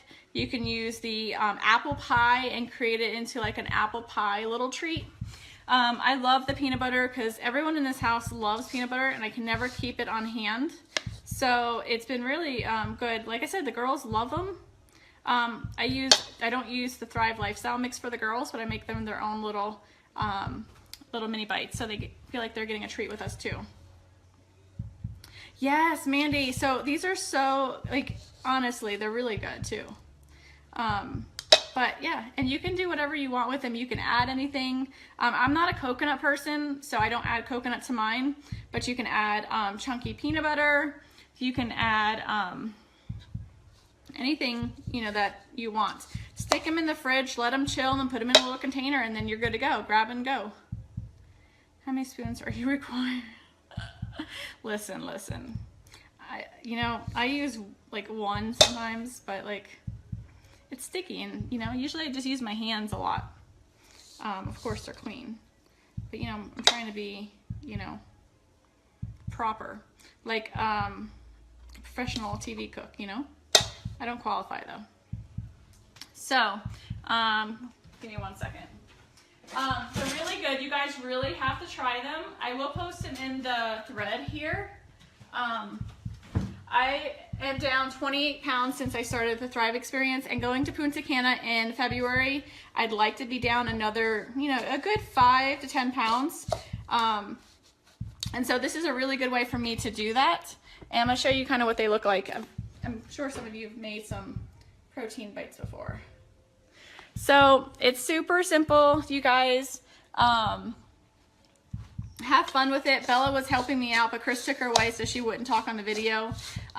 Incorporate your kids, like make something for them. Like, and this is super fun. Bella likes to roll these with me, and she does a really good job with it. And it's interaction with your children too at the same time. So that's pretty much it. I'm gonna finish making these, and then I'll come back on later and show you what they look like when they're all done, even though they look the same, just a little firmer. So you guys have a great day, and I'll post the ingredients so Michelle, you can go ahead and continue shopping when you're at Walmart today. All right, guys, have a great day. These are great when you have an afternoon slump of work. Yes, so good.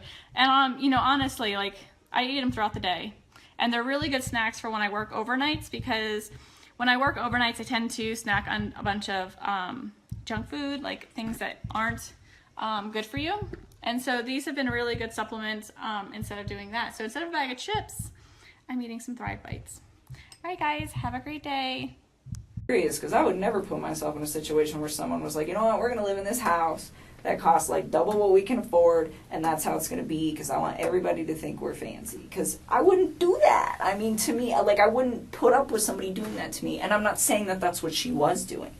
I mean, for all I know, he could have been completely lying about this. He could be the one spending all the money. Sure. You know? This is just what he told you.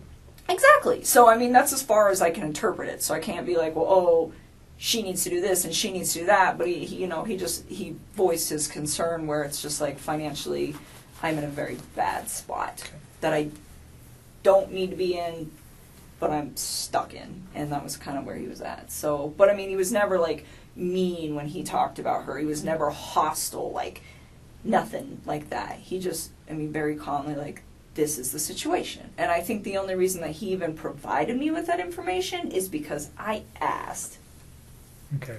You said something about her being controlling or bossy. Bossy. That's what he said. Bossy.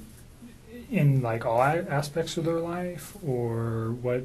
Do you know exactly what he meant by that? How that affected him? I think he was just saying when he voices his opinion, it's not her. Is the gist of that, which I thought, from what it sounded like from their separation, from them trying to separate, that was a big deal for him, where he was saying that the reason that they don't really get along anymore is because he feels like he's not heard.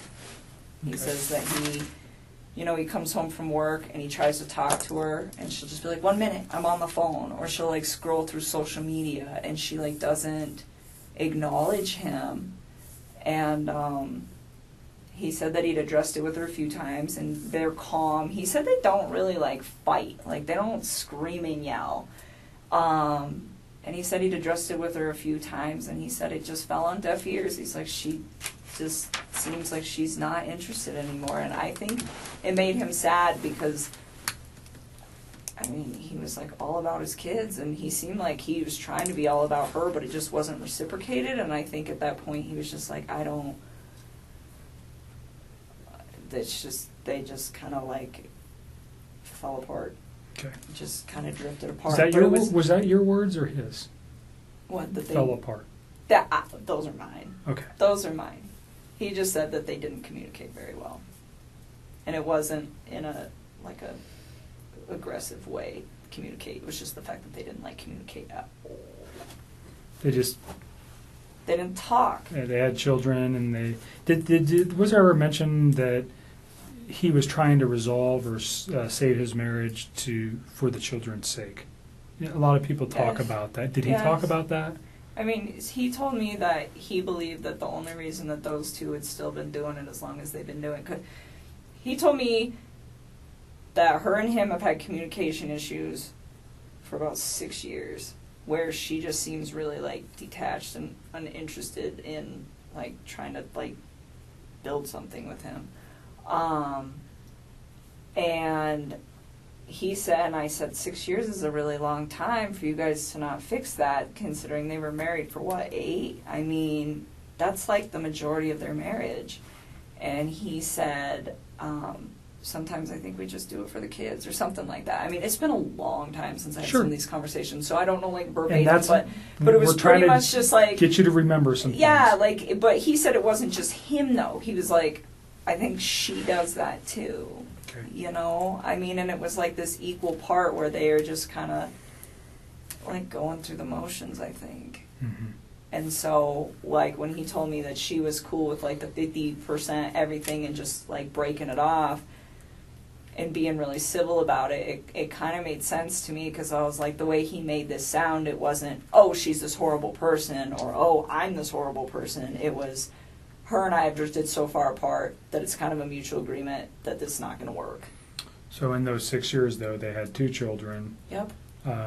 And you said earlier you did not know she was pregnant until reading the newspaper. Yep. So that never came up in any conversation. There was no indications that was going on. None. He never hinted to anything like that. As far as you knew, he was just leaving her. He had 2 children, and that was the final take on that. Yes. Okay. I know why he lied to me. He lied to me because if I'd have known that he had a child on the way, I'd have never wasted my time with him in the first place. Like, none of this would have even occurred if he would have just told me the truth. So do you think if he found out that you,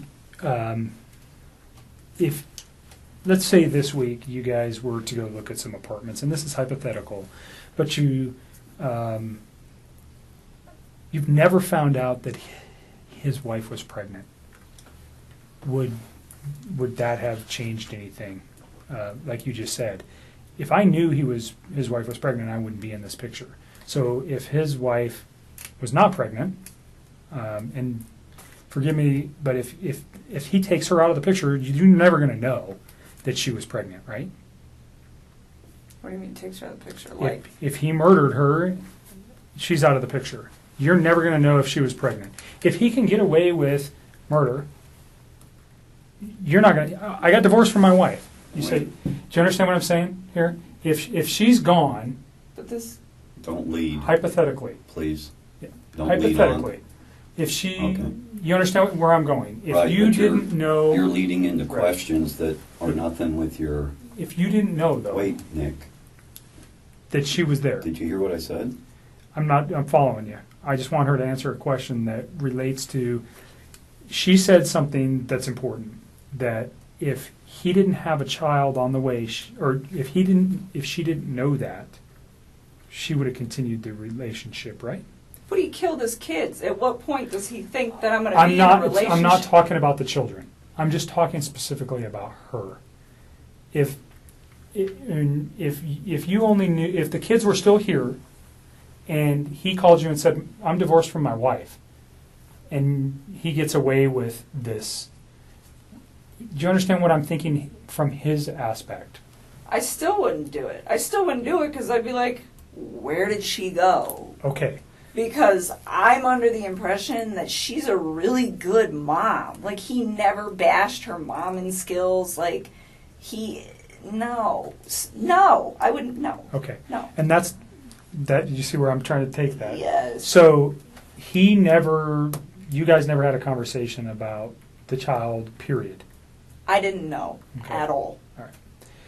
And by your words, if you did know, you would have ended the relationship. Well, because it wouldn't have made sense to me that he's like, I'm getting separated. Oh, by the way, I have a baby on the way. It's like, that's 15 weeks. You are a liar. You're just trying to sleep with me. That's what I would have probably interpreted that as, and I'd have just shut that off at work, and that would have been the end of it. Okay. All right. We can move past that. The week that he comes back from North Carolina, you don't remember, somewhere in the first couple of weeks of August. Yeah, I think it was the second week, but I don't remember off the top of my head. So we'll just use August as a time frame. Is that fair? Because you know he left in July and he comes back in August. How many times do you think you see him? I saw him a few times. I saw him this past Saturday. I saw him the Wednesday before that. And he wanted to see me more. I was the one who wanted my space. I was like, nope, your kids are home. Go hang out with your kids. And even on Wednesday, I cut it short. Like, he came and hang out with me for a few hours, and then I was like, go chill with your kids. Okay. I was always like, really do you know specifically where you guys went? Did you meet at your house? Did you guys go to any restaurants? Did you go to establishments? Where'd you go? Last Wednesday, he came to my house. And this past Saturday, we went to, what's the name of that bar that we used to go to? It's not the same, the Lazy Dog, but it's the one off of 144th and I-25. I think it's 144th, up there. And it's the Lazy Dog? Yes. Did he ever mention a Rockies game that night? No, I don't think so. But there was the Broncos were playing. Okay. Which we couldn't see because they sat us in really crappy spots, but it's okay because it's preseason. But so do you recall what time you went there? No, I remember. Well, kind of. So he had to get a babysitter that night. Do you know who that was? Somebody who's really young. I remember I asked him who his babysitter was, and he's like, "We have two. This girl's only 17, but the other one's out of town, so this girl's gonna stay, and she doesn't do overnights." So I gotta be back by 10.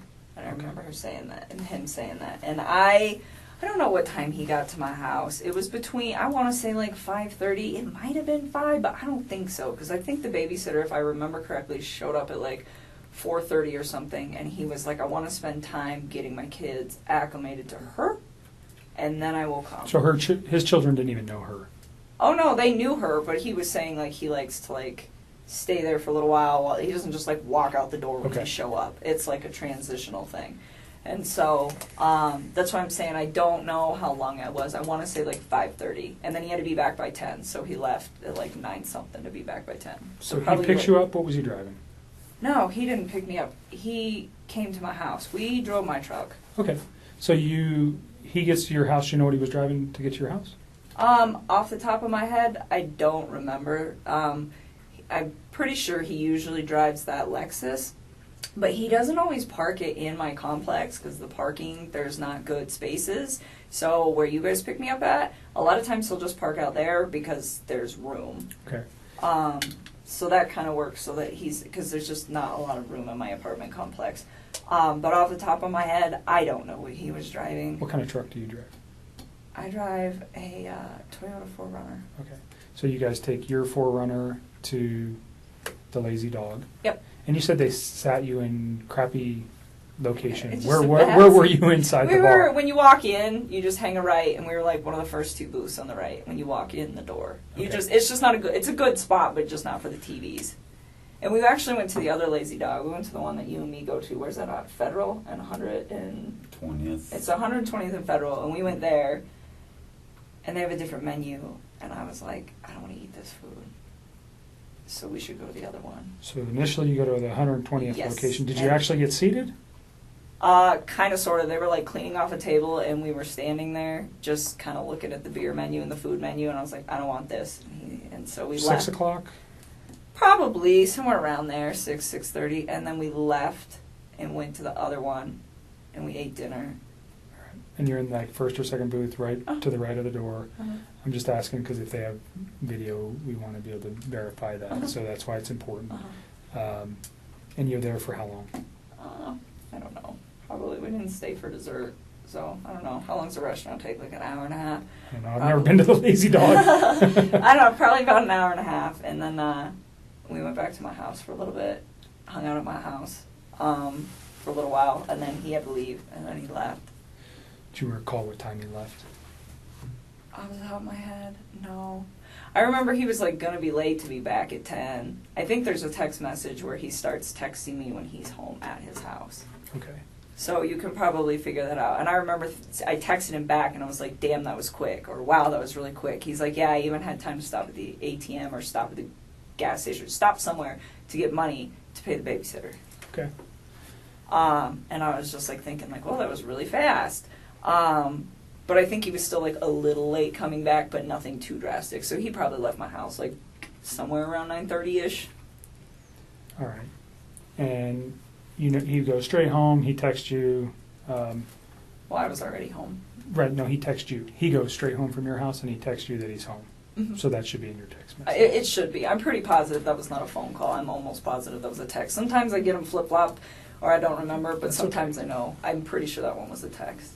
Saturday, during your dinner, what kind of conversation did you guys have? I don't even remember.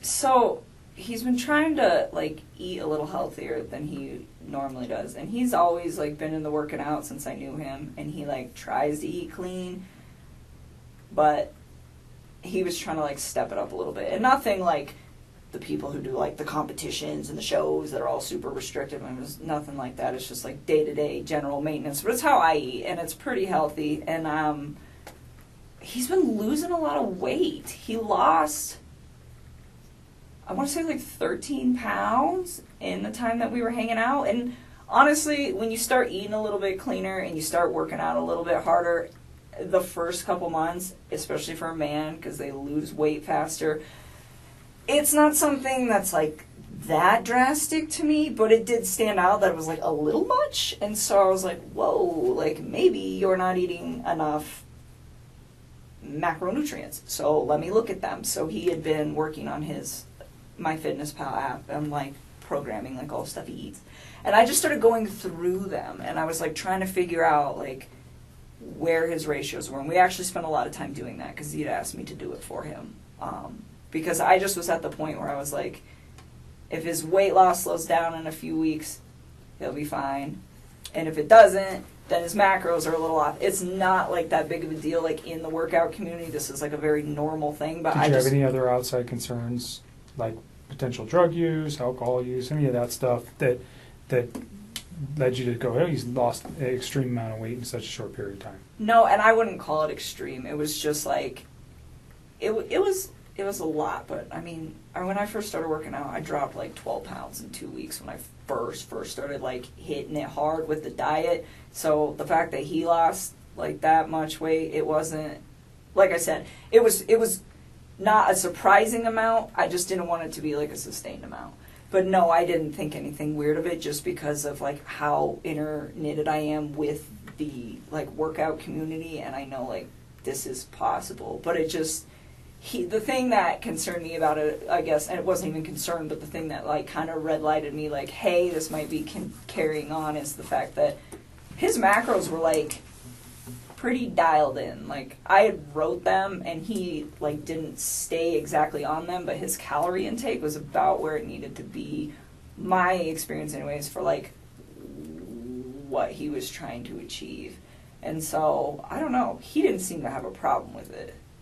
He liked where he was at with all of that. So that was your main conversation Saturday? That was like a big chunk while we were there, is like us actually going through, because I was like going through each item like, why are your ratios off? Do you know where his kids or wife were that night? On Saturday? Yeah, his kid. Well, you know his kids are with the babysitter. Do you know where his wife is? She's in Arizona. Okay. How do you know that? Because he told me. Okay. Do you know what she's doing there? I think she's on a business trip. He didn't even tell me right away. He actually told me, I think, like on Saturday or something. It might have been like Friday or something. I honestly don't remember. I just remember I was like really surprised where he's like, hey, like, I'm going to try to get a babysitter if you want to hang out or something like that. And I was like, why do you need a babysitter? Like, your wife's home. He's like, no, she's out of town. I was like, oh. Okay. Is there much conversation regarding that, her being on a trip, or the children during those conversations? Not really. I just asked him what time she was coming home on Sunday, and he just said really late. Okay. And that was it. I mean, there's nothing really to talk about with that. Okay. So your conversation's mainly health related. Mm-hmm. You guys return to your house, and then he goes home, and then you talk to him for a few hours on Sunday. Did I? Are you asking me, or are you telling me? I'm asking you. Oh, I was like, I don't even know. Someday, honestly, so wait a minute. That was Saturday. We're talking about Saturday. We're not talking about Sunday right now. Okay, so you're still on Saturday. Yes. You guys have a phone conversation when he gets home? That was the day that he got the babysitter and I went out to dinner, not Sunday. Okay. Okay, sorry, I just want to make sure That's you okay. got your Yep. days right. So Saturday, yes, we went out, he had the babysitter, he went home. I'm sure we did. We always talk on the phone. And honestly, I mean, Mark asked me that the other day. He's like, how long are you on the phone? 15 minutes, 20 minutes? Like, you're going to have to look at the records, to be honest with you. Like, so much. You like to talk, I can tell a little bit. Yeah, a little bit. 400, when she was young, she'd crank out about 400 words a minute, gusts up to 600. That little thing can yak, man. You're a talker, so I'm letting you talk. I need to use the restroom. Let me show you where it's at. Can you So, give me some water while you're out there with Sure. me, please? Thank you. Another bottle? Yeah, at least one. Let's move to Sunday. Sunday. Well, let me reverse something. Your conversation with the children, or about the children, was there ever talk about medical concerns with either of the children? Well, I know Cece is allergic to not peanuts, like pine nuts. So she has a nut allergy. Yes. Did they take meds? Yeah, I know that she had like an EpiPen, but as far as I know, she didn't have any meds, but I never asked. Like, I was just told, like, she has a pretty severe allergy. And Enough to carry an EpiPen, that's pretty severe. yeah, while we're on this, so when he was in North Carolina, this is all like hearsay now because it's like, this is not a conversation. Like, he's telling me this stuff, but who knows exactly what happened. But he went out there to go see his family and her family. And while he was in town, before he went out to North Carolina, I guess his mother had accidentally, like, not exposed her to something with nuts, but had, like, given a product, I think it was like ice cream, to a different kid that could have traces of nuts or something. I don't know. But it was like, his daughter was fine, but she was, like, in the range of contamination. And I think his wife was very upset about that. And when he got to North Carolina, he told me that he was supposed to spend, like, half time with them, half the time with her family, and that was supposed to be what it was. I don't know. But he said that he went to go see his family, and they weren't answering the phone for, like, a day or two before he went out there. And then when he got there, there was a note on the door that said, son, if you step by, we're at the beach. And they ignored him for, like, most of the time that he was out there. And his own family? Yes. His mom, his dad, and his sister. What's the significance? Do you know why? Yeah, he said, and again, I don't know what is true with this man anymore and what's not, but he told me that, like, leading up to it, I was like, well, why are your folks, like, ignoring you? And I was, like, really concerned about this. Like, every single day he would talk to me when he was out there, and I was like, you talked to your family today? You talked to your family today? Did you talk to your dad? What happened? Did you talk to him? No, I didn't. Or, yeah, I talked to my mom. Well, what'd she say? Are you going to hang out with them? Like, I wanted him to see his people because it's important. Family is an important thing. You know, it just needs to function properly. And, sure. And so I was like, well, and he was like, well, they're ignoring me. And I was like, what do you think happened? And he was like, I'm not really sure, but I think something was said between my wife and them during that incident. And he's like, because every time that happened nuts. Before he got there, yes. And he's like, because every time that I try to, I talk about possibly going over there to see if they're home, she gets upset about it. And I was like, okay. And he told me that his mom and his wife did not get along at all. He said that his mom didn't even show up to his wedding because she's, like, really did not care for Shanann. Okay. So, again, I don't know what's true and what's not, but I just know that there was, like, some tension there. Mm-hmm. And, again, like, that part is, like, I feel like it's almost third party, so that's why it's like I didn't even Well, but it came from him to you, so it's not. It is something that is whether it's important or not, we can validate that. I'm sure we will be having some conversations with family. You know, what does it mean? I don't know. But yeah, I don't know either, but I just know. So like, maybe she, I don't know. Well, and then he ended up seeing them on the last, like, full day that he was there, and they told him, supposedly, that she had gotten really upset and had screamed and yelled in front of Chris's sister's kids that are very young, and to his mom and to his dad, and said, like, you're never going to see Chris again, you're never going to see me, you're never going to see the babies, and just, like, threatened them, and then, like, walked off. And I guess that was the incident that happened prior to him coming out there, and then she didn't tell him about it. Mm-hmm. She just, like, let it go, and then he just spent all week trying to figure out why his family was, like, not trying to be involved. Gotcha.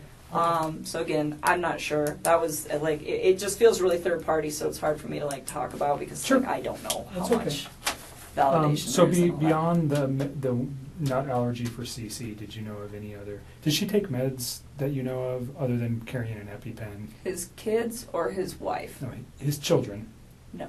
And now, well, if you know anything about his wife's medical conditions, if she had any. No, I've, like, read in the newspaper they keep saying, oh, she had medical conditions, and I'm like, is that a misprint? Are they talking about CC, or is that just something else I don't know? So you don't know anything about Shanann having any kind of medical problems? No. Okay.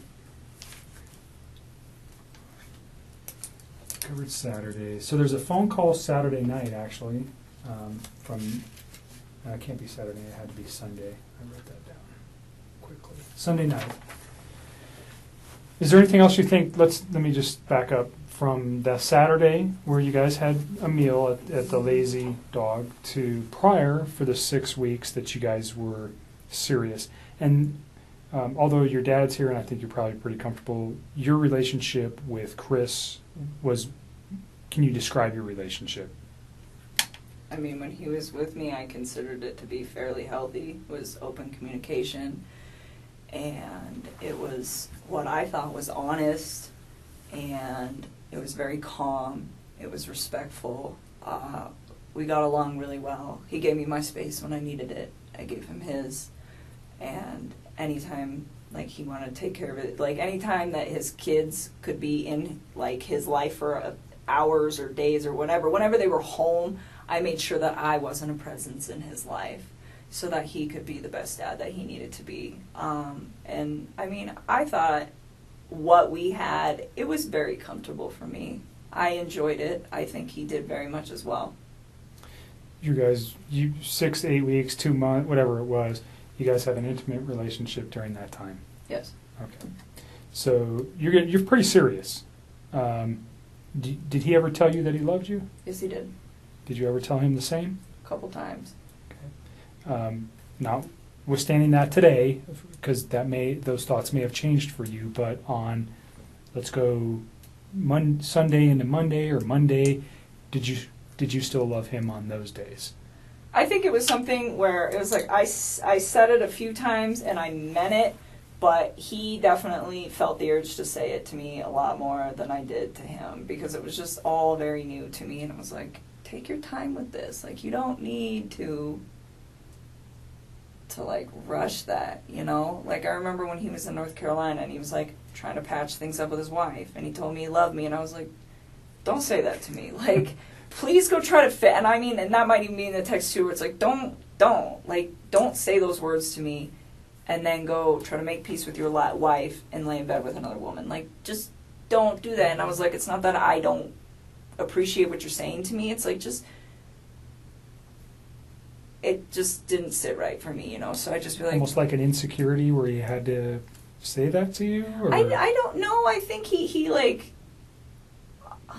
looking back at all this now, I don't think he was trying to fix things with her. So saying, I love you, to me seemed like probably something that he genuinely meant. Like, I love this woman. And regardless of where he was going to end up that night. But to me, in the way that I was perceiving things, he had told me that he was trying to fix things with her. So it's just like, this is an inappropriate time. And I wasn't mad at him. And I'm pretty sure that's in the text too, where it was very like calm, but it's just like, it's almost disrespectful, where it's like, please don't. I'm like, you know, if we get to that point where it is you and me, like, yes, you can say that, but not then. Like, that's... So you thought he was very genuine when he said that? Yeah, I did. I mean, and he wrote it. It's in all those cards I gave you. Not in all of them, but okay. Like the later ones. And thank you. When you said it to him, you said you meant it when you said it. Yes, I just didn't say it as frequently as he said it. Like, sometimes he would say it, and I was just like, for me, it was still like very, very new, so I kind of like took my time and only said it when I was just like, this is a really important moment. So you got, I mean, in the short period of time that you guys were together, he yes became very attached to you. Yes, very, very I mean, he's attached. sending cards, flowers. He's telling you he loves you. He sends you flowers. Does he buy you any other gifts? Nope. I wouldn't have wanted them anyways. Flowers is enough. You can't. I don't need expensive stuff. Okay, but he becomes very attached to you. Yes. You guys are talking multiple times a day, at least. You're all the time. You're seeing each other on a regular basis. Yep. So it's a very and his wife is not around, nor are his children. So there's a lot of time for you guys to build your relationship in this first four weeks or so. Is that fair? Yeah, and even when she was back, I mean, it was still like we were still spending time together. He was still spending time with his children, and I had my own life. Like, I mean, there was 1 week where I just like went out of town with my friends for my birthday. I wasn't even around the whole like last few days of June up until the 3rd of July. I was like gone, you know. And then there was another like last weekend. I had a friend impromptu come in town from out of state, and I hosted her for a few days. And it's like I still did my own thing all the time. Like, whether he was there or not, like, if my friends were like, hey, we want to make plans, I would tell them, like, we're not hanging out today because I want to go see my mom or my dad. Did your friends know about him? Nope. Why? Because it's like he's with 2 women right now. They don't need to know about So that. if you had a boyfriend of 4 to 8 weeks on a regular... I don't know if you were married prior or if you had a boyfriend before, but if you had a steady boyfriend, you would have let people know, I think you told me before we got started that you just told your dad about Chris No, I wouldn't recently. have told them. I wouldn't have told Okay. people. It's too early. I mean, people. So you don't tell your friends, hey, I got No, a because boyfriend. people come and go. I mean, Okay. the dating scene these days is like, it sucks. I mean, so no, I wouldn't. I mean, it would have to be something. Even with Sean, I think I was with Sean for probably like 6 or 7 months before I brought him home to my family. I mean, I really, the same with, that was the guy I was in a previous relationship with, but I But mean, this one you were a little bit more, you said he's with 2 women. Was that one of your considerations for not telling anybody about him? Yes, well, I mean, it was like, okay, like this, to me, it wasn't going to be an extended thing. Like, if it got to the point where we were, like, dating for, like, 3 or 4 months and he's still talking about, oh, I'm going to move out and I'm going to sell the house, I think at that point I probably would have just been like, I don't think you're really, like, doing these things you say you're going to do, and I probably would have just, like, left, because at that point, it's not fair. It wasn't fair to me in the first place. It wasn't fair to her in the first place. It wasn't fair to any of us in the first place. You know, it wasn't fair to his family for him to have an affair. It wasn't fair to me to have him lie to me and make me think that everything is going to plan. And still to this day, I don't even know what's a lie and what's not. I don't even know if they were, like, filing for divorce. I don't know if they were putting the house up. I don't even know anymore what is real and what is not. But what I do know is it's just like, you know, that wasn't fair to me either, because if I'd have known not even all the truth, but like obviously some of it, I wouldn't have even engaged in any of this in the first place. And it just, I mean, and that's the part for me, just like on my personal level, outside of everything that is happening, that is gonna affect me long term. It's like, you know, I'm gonna wake up every day and know that, like, this mom and her unborn child and these 2 little girls are not around anymore, and it breaks my heart. It is so, oh my God. And then I have to think about, like, the consequences of his actions and how they affect everybody else. Like, all of these, her family's impacted. My name is about to be, like, slandered for probably a while. I don't know how long it's going to take to heal, but I would not be surprised if it's going to be hard to go out in public sometimes for a couple of years. And that really hurts me. I'm just like, this is a horrible, horrible thing. Like, how dare you, you know? And people aren't going to understand that. You know, they're going to say, oh, you know, you're the woman that had an affair with this man who took out his whole family. And I take a step back and it's just like, I didn't know. Like, it's, he's so disgusting. I'm so ashamed of him and everything, and I just, oh, those little girls, they're so little. We talked a little bit earlier about getting some help for these things, and we can provide that. Okay. At really no cost. Through the state. One more.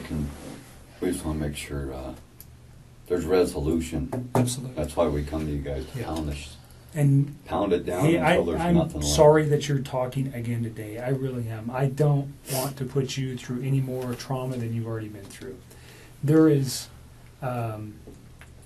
reasons for everything that we're doing today and what occurred. And I'm sorry. I genuinely am sorry. These are not things that we like to do twice. It's the same thing with other types of victims from other crimes. We want to do it once and we want to be done. Unfortunately, we didn't know yesterday what we know today, and that's why we're here, because we need this video. And I am sorry, because I know it's hard to talk about it.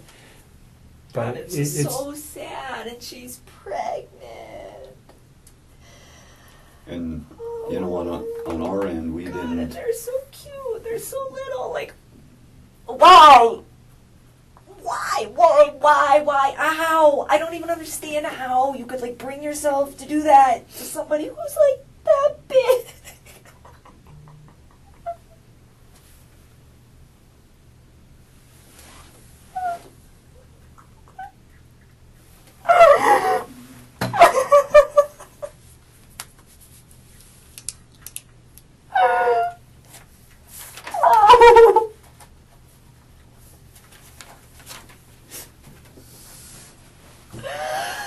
Oh, Jesus. Do you want to step out for a minute? No, I just need to chill with my eyes closed for a sec.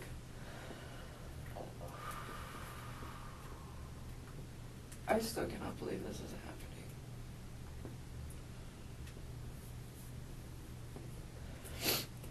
happening. Alright, let's keep going, because we're just getting to the meat of this whole situation. Let's get to the phone call on Saturday from 9 to 11.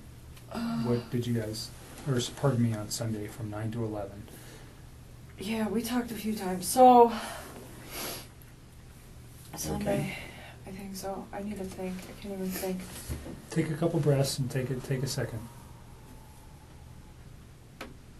Sunday night.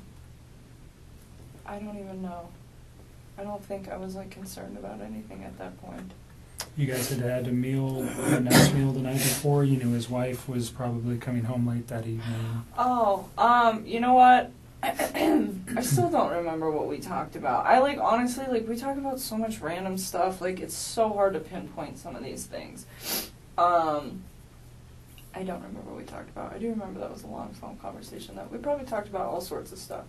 One thing I do remember though, that I didn't remember earlier when I was talking to Mark. So this is where I'm starting to remember little bits and pieces. I don't remember. Yeah, I know. So the phone conversation. I don't remember what was in the phone conversation. Probably nothing of relevance, to be honest with you. But usually he talks to me when he's down in the basement in his bed before he goes to bed and before I go to bed. And I could hear the TV on, which I thought was kind of weird. I didn't ask him. I just heard it in the background. And I remember thinking, and it was right before we got off the phone, I was like, why the hell is he up? And there's no TV downstairs. So I was like, well, maybe, I don't know. So no TV in the basement where he usually calls you from? Yeah, and I don't know how many TVs they have. I've never been in their bedroom. I went upstairs once and it was to their little playroom and I just looked at it and I was like, that's super cute that your girls have books. And that was it. And other than that, I have never been in any of those rooms in that upstairs. To me, it was just you don't know. Ever. I had no, so I don't know if he has any other TVs. I'm assuming by how much other nice stuff they have in their house, it wouldn't surprise me. So I'm not quite sure what room he was in at that point. But I just remember hearing the TV and I was like, it was just weird to me because I was like, why are you watching TV right now? It is super late. And that was the only thing. And he had phoned you?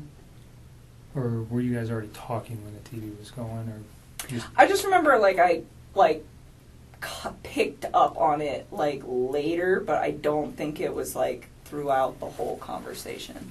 Okay. I just remember it being towards the end because I remember thinking wow, it's really late. Something I didn't ask you about the house because you'd been there twice, and it just made me remember. Do you remember how you guys accessed the house? That's a good question. So once through the garage, and I think once through the front door. I think the first time was through the front door, and I think the second time was through the garage. Was there anything unique about either of the doors when you went into the house that might not be typical of another house? A unique door? Not the door itself. On their door. Okay, there's a camera on the which door? It's on the front door, isn't it? I don't know. I'm asking. I think so. Okay. I don't know. Did he use a key to access the house? No. He did not. The first time I went over there, he just let me in. And then the second time, did we go through the garage? I don't remember. I've been through his garage before. I went through his front door once, though, because I remember he had just cleaned, it was the first time I went through his front door, because he had just cleaned his carpets, and he had moved all the furniture out of the way, and the furniture was kind of in the way of the door. And he's like, the door doesn't open all the way right now. I'll move all the furniture back when the carpet dries. So I do remember that, just kind of offhandedly. And the second time, I want to say we went through his garage, because I remember his garage. I remember, yeah. So he was at the house when you went there. You were never there by yourself. He was at, or he took you there. The first time he was already there, okay, and I met up with him. And the second time we went there together. So the front door, I asked if he had used a key. He let me in. Okay. So there's a, those keypads where you can enter an access code. Do you remember seeing that on his door? Like, I want to say vaguely, but to be honest with you, I don't remember. Like, he let me in that day. That So was he never so gave long you ago. he never gave you the code to access his home? No. Okay. Not at all. You talked about a security system. There was a camera on the front door. Was that just like what a Ring doorbell is that goes to your phone? I don't even know what it looked like. I only Okay. know that it existed either because A, I wasn't paying attention the first time I was over there, but B, because of all the stuff that's going on right now. That's the only reason I know Okay. it's in Did you remember existence. seeing any cameras anywhere in the house? No. Okay. Did he ever tell you about the alarm system or give you an access code to the No. alarm system? No. I wouldn't have asked for that. I wouldn't have wanted that anyways. Sorry to regress to that. No, you're okay. Go back to the phone call, or where you noticed the television in the background of the phone call. Yep. So I didn't know what room he was in, but I was just like, I just thought it was weird. Because he's always like, before I go to bed and I lay down, he's always like kind of trying to do the same thing. We just talk. It's like a really chill thing till one of us is about to pass out, and then that's like the end of it. But it was strange because I was like, the TV's on. I remember I was thinking, I was like, maybe he's waiting up for her. And then I was like, maybe not.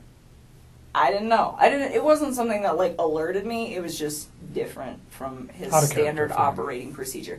Because whether his wife is home or she's gone, he's always got kind of like the standard op when he calls me. So that's why it was kind of like unique. Okay. Because it doesn't really fluctuate when she's there and when she's not there. He's pretty like free reign with what he does. Mm-hmm. So anything important that you recall during that conversation about the children, about his wife, about what he was doing the next day, what he had planned, anything like that? Did he tell you any of that information? I remember he told me he had to go to the field and not to the office on Monday morning. Okay. Did he specifically say where he needed to go on Monday morning? No, I don't ask him for those sites. There's like, Anadarko's got like thousands of sites. If he were to tell me, I wouldn't even They're know. just like random numbers and stuff, right? Well, he told me, he said, I got to go to a site. I got to go check out like a valve or something where they think that they had a release. Something like that. Did he mention the town or anywhere? No. He just told me that that's what he had to go do. He's Okay. like, he was like, I won't see you in the office in the morning. Because I see him, but I don't actually like talk to him. Like I will go in the cafeteria, I will put my lunch in the fridge, and him and his whole team are sitting in there, and I don't talk to any of them. I just walk out.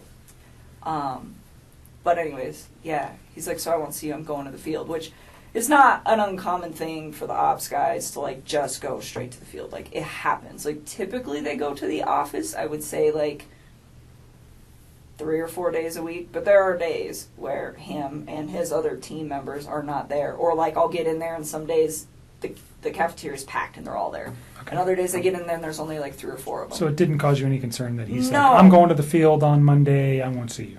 That wasn't... No. That's it happened didn't- before. Yeah, I mean, Okay. it wasn't something, and it's not just him, it's like that whole team. Like, you can just tell when they've got, like, a lot going on, because I'll walk in and there'll be, like, 2 of them, as opposed to, like, 6 or 7. Do you know what he did Sunday during the day? I don't even know what I did on Sunday during the day. I am so tired. Let me just think about this. Daniel came over Friday, I hung out with him Saturday, and then Sunday... When did Jim come in? Monday. Huh. Jim got here Monday. What did I do on Sunday? I am like drawing a blank. I'm really tired. I don't know. Can I get back to you on that? Did you guys have any conversations on Saturday night during your meal, what he might be doing on Sunday? I'm sure we did. I don't know why I'm drawing a blank because I haven't slept. If I say that he may have done something with his children, would that refresh Oh, yes. your memory? He went to a birthday party. Okay. Did you know whose house he was going to? Nope. But I know that they had a water balloon fight. Okay. He had one, or his children? His children did. Okay. He said he used to get really into it. He said he got like really interactive with his kids. He's like, some of the adults don't really spend a lot of time playing with the kids, but You I went always to do. the museum on what day? Saturday or Sunday? Sunday. Okay. That's right. So that's what I was like, was I hanging out with you? God. Very memorable event, huh? Me and him and my stepmother and my sister went to the museum, and What that's museum? right, the Denver Museum of Nature and Science. And they went to brunch prior to that, and I skipped brunch, and I went to the gym. You shouldn't have. It was good. I had to do core day. That was the last time I worked out, actually. That's what we did Sunday. Okay. Yeah, so core day, and then we went to the museum, and then. When did he tell you about the water balloon fight on Sunday evening during your conversation on the phone? I think so. Okay. So you don't know whose house he went to on Sunday, but you knew it was for a child's birthday? Yeah, and he had told me about that in advance, really, so I don't know if it was Saturday that he had told me that he was going to go that birthday or, like, Friday. I just remember he was like, I got to go to this birthday party with my kids. Any other conversation that makes sense? I mean, honestly, at this point, I'm really tired, so I know there are certain things that I need to tell you guys that we'll get to as these days progress. Yep. But in all honesty, if it doesn't stand out to me now, Today? it probably That's wasn't relevant. What about that 9 o'clock thing you were telling me on Monday? Oh, that he told me? Oh yeah, well we'll get there. We'll get there. We're still on Sunday. So we're night. on Sunday. We're gonna get to this is gonna be a long we're gonna night. get there to Monday. We're getting there. So Sunday night or Sunday during the day, you had your own personal stuff going on with your family. You never see him on Sunday. Is that accurate? No, I didn't see him. What did I do the rest of the day? I came home. I think I might have just chilled at my house. I don't remember. I think I cleaned my house. I don't know. I didn't see him though. Okay. And Yeah, Saturday was the last time I saw him. Okay. Sunday, you're at home. You talk to him. We know you have a conversation in the late evening hours, and then you go to sleep on Sunday night. When's the next time you talk with Chris? Probably Monday morning. Do you know what time? No, I mean, so we used to like randomly text each other like throughout the day, but we both get really busy. So some days like I don't hear a lot from him, and some days I don't text him until like 2 o'clock in the afternoon because I'm just like busy. And I remember I didn't hear a lot from him that day, which was like that's not out of the normal for either one of us during the day. But at one point, I do remember he like texted me and he's like, "Oh, it's been a really busy day," and then like said some other stuff, which I'm sure you will find in my text. What he said, I don't know. It wasn't obviously anything that was like alerting to me. That's what I'm saying. Like at this point, like I remember really key things, but if it's like a conversation that I'm like, I don't remember exactly what was discussed, it's because it was probably just bullshit, like just talking to each other. Yeah. Small talk stuff. Yeah. But I remember he was busy that day, and we didn't talk that much. And then I clocked out at 3 is what my time card says. That's what I was showing Mark the other day. And I got home to go meet my buddy. One of my good friends was coming over to my house. And he actually has a key to my house, so he was actually there when I got there. And who's that? My friend Jim. And so Jim came over. And I got home, he was there, he had like just walked in the door, and I remember like briefly after he got there, I checked my texts. I mean, briefly after I met up with Jim, I like glanced at my texts, and Chris said something about like, my family's not home, or like my wife and kids aren't home, like something to that effect. And I told Mark, because he asked me for a time, and I don't have an exact time, but I remember it was like right after I walked in. That was a text message, though. Yeah, it's in a text, and it's like, it was like briefly after I walked in the door, so based off how long it takes me to get home from work and when I clocked out, it's probably about 3:45 p.m. Texts me and tells me that. And like, he knows when I get off of work too, so he doesn't always bug me if I'm busy, so I don't know what's up with that, but that's when he sends that to me. And so you're saying that he would have known that you would have had your phone available to you and not been at work when he sent you that text message? Yes, that's what I'm trying to say. So looking back at it, you think it was purposefully sent at that time? Oh, I'm sure. I'm just asking your feeling on that. Yes, and then he said, "Call me when you can," and I was There was like, no other communication between you and him that morning, on Monday morning? Well, at there was, but it was like random, like but nothing about this event? No. About like my wife's missing, or No. anything? Nothing. Okay. Nothing. And you knew he wasn't coming to the office because he had told you that Sunday night. Yeah, and then he goes, and so, like, they're only in the office for the morning. Like, Right. some days it's longer than others, but I would say by a maximum of 7:30 every single morning, they're all gone, and they don't come back unless they have, like, a meeting or something that they have to attend. So, like, not seeing him for the rest of the day is not, like, an unnormal thing. Okay. Like, but like I'm saying, like, we don't really, the only reason we interact was kind of, like, by an off-chance thing. Like, I don't work with him. Mm-hmm. So he, yeah, we talked like randomly throughout the day, but it was really sporadic, and he seemed pretty busy, so we didn't talk too much. Like I said, didn't put too much thought into it. It happens all the time. Waited till about 3:45, then sent that text to me, and yes, he does know that I will be home at that point. Or getting home. Did you give Mark Jim's information? No, I would really not like to involve him in this. Okay. He does not know about this. He was not, like, he doesn't know any of this is occurring. Okay. Like, I was So literally he knows certainly through the media that something's occurred. Yeah, he's with like Chris. out of town. He's probably has Okay. no idea. He doesn't know Okay. who Chris is. Like, he's not, I do not know. So he's just a friend of yours. Yes. He does that not was need to be coming dragged to your into this. apartment and doesn't know anything about Chris. Does he know anything about Chris? No, nothing. Absolutely And not. we've known Jim for Yeah. years and years.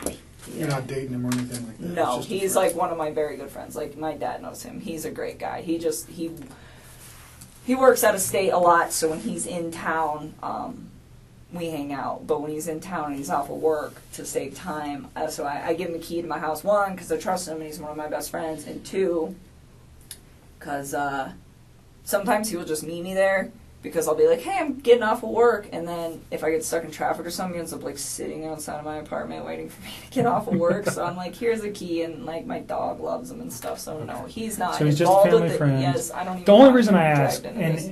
and I'm not really concerned about your location. I think we already have your cell phone records. At some point, did Mark ask you to supply? Did they ask for consent to get cell phone records? That'll probably be done by warrant. If we Isn't wanted, that what you just did? Nope. What I'm talking about is your movement. Oh. By GPS or by cell phone tower to show where you were. Obviously, and I don't want to cause you concern, we want to know where you were that day too. You're dating a man who did some egregious stuff, and we want to show that you were never near him that day. Period. I mean, you guys So- can track my No, stuff. yeah, I mean that was something we will have to get a warrant for, anyways. I'm just saying, if we asked for it, would you have any Yeah, objections to that? No, you can have Right. it. So, I'm a pretty boring person. I well, don't it sounds go like to you many just went to places. work that day, and then you came home, and you were there at 3:45. Yeah, like on give or Monday. take like 5 Yeah, minutes. whatever. But yeah, so 3:45.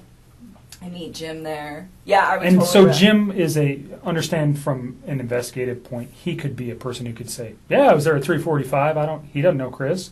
He doesn't know anything. He could say with one phone call, yeah, she came in at 3:45. Done. Totally. Do you know what I'm saying? And I don't have to ask anything more than, hi, Chris, my name's Kevin. Or Jim. And I'm just not leave saying you have to Jim give it to alone. you. Just leave Jim But alone. If Jim does at not need some to be wrapped point, up in this. if at some point I needed Jim's info to, let's say we couldn't find your phone records, would you You tell me can who have Jim them. is? I will give them to you. Would you tell me who Jim was if I If couldn't you get him? had to. Okay. I don't really want to Great. involve him in this. That's not Perfect. fair to him. That's not, no, if I do not have to do that. That's fine. Yeah, so anyways, Chris was like, call me. And this is the 3:45 text. Yeah, he sent me like a few. I think there was 3 of them, and I don't remember what the other one said, but something about like, yeah, my family's gone, or I don't remember verbatim, but call me when you can, or call me when you have a chance, something to that effect. And so when he told me call me, I was like kind of alerted, where I was like, okay, what's going on, you know? But first when he told me like his family was like not home, that didn't really seem odd to me that his family wasn't home. It was really vague. I'm like, okay, like, are they at the grocery store? Like, elaborate. And so, you know, and then, but he says, call me like it's like an emergency, but then just says that they're not there. And so I'm like really like floored by that. Well, not like floored, but just kind of like, he says, call me, so I'm concerned. And then he's really vague, so I'm like, Maybe he just wants to talk to me. I don't know. I think it took me a little while to like really process the severity of the situation, just because this is not something that you expect to see every day, and the way that he talked to me made me believe that this is not what was going on at all. Okay, so you make a phone call to him and you guys have a conversation. I did. I stepped outside. This is 3:45. Ish. I mean, well, like, I think I actually interacted with Jim for, like, probably a good 15 or 20 minutes. I mean, he's my guest. He's in my house. So I don't think I called him right away. But, like, I mean, I'm trying to balance the fact that I have my friend here, and then Chris is saying that something needs to be addressed. But to me, it didn't sound like an emergency. I mean, it's all the time. Like, people aren't home right now. You know, so it just... It wasn't like, oh my God, I have to take this call. It didn't register as being critical. No. I mean, it was the way he said it. And I was like, okay. So I remember hanging out with Jim for a while, and then I stepped outside, and I made a call, like, out on my back patio. And I called him. And he didn't answer the phone. And then he texted me back. Or no. Did he answer the phone? I don't remember. I think he missed my call, and then he called me back. Or he just answered. Either way, it was a very short talk to him where he was just like, I have to go. The cops are here. And I don't remember if he said that on the phone or over text. That's I don't okay. even, I'm so tired. That's fine. You don't But need either the way, different, like, it's the just cops, the context. Yeah, I mean, you guys will figure it out. The cops are here. And I'm just like, all right. And then I remember we were we were texting, but I was like hanging out with my company, so it wasn't like a nonstop text. It was just kind of like I would check my phone every once in a while, and we would communicate with each other. And he was just saying like they weren't there, and that her friend Nikki was there, and that her friend Nikki had called the cops. And I'm like, why would this girl call the cops? And like, I honestly do not remember the order of operations on all of this, but I'm pretty sure the majority of our conversation that night until my friend Jim left the house, which was probably pretty late, I don't even know what time, like 9 or 10, was all via text. So you should have this via text. Like, Okay. I don't think we started talking again on the phone until, like, after my company left. And he was like, I don't know, he just started, like, giving me details about stuff, and I don't remember what order, but he was saying, like, Nikki was really upset, and that the cops were there, and that they were, like, searching the house, and I was just like, what? You know, like, what? Why? And he was telling me that, they had, like, had a disagreement or something like that, and then, he told me, like, she was gonna go to a friend's house, and I was like, okay, well, maybe she left, you know, maybe she just, like, went to her friends. And then I think I don't remember, but I think he was the one that told me that her cell phone and her purse were still there. I think he told me that. He told you her cell phone and purse were still there? I think he did. I don't remember. What's the heard that. significance of that in your mind at that time? At that point, I thought this woman was really trying to get out of this house. That's what I thought, because he said that they'd had a disagreement, and I was just like, okay, well, I mean, I leave my cell phone at When home. he said disagreement, what did he tell you what it was about, or? Not at that point. Not at that point. So, again, like, you guys are going to have to check these texts, because it's all, like, my brain feels That's like okay. a mashed potato right now. But I remember him saying that, and I'm just thinking, like, well, maybe she was in a rush, you know? Like, maybe she was just like, I'm going to my friends. I'm leaving my cell phone here because I don't want you calling me. I don't want anyone else calling me. I mean, there are days where, like, when I'm outside of work, I will just shut my phone off. I just do it, and it's, like, my way of getting peace.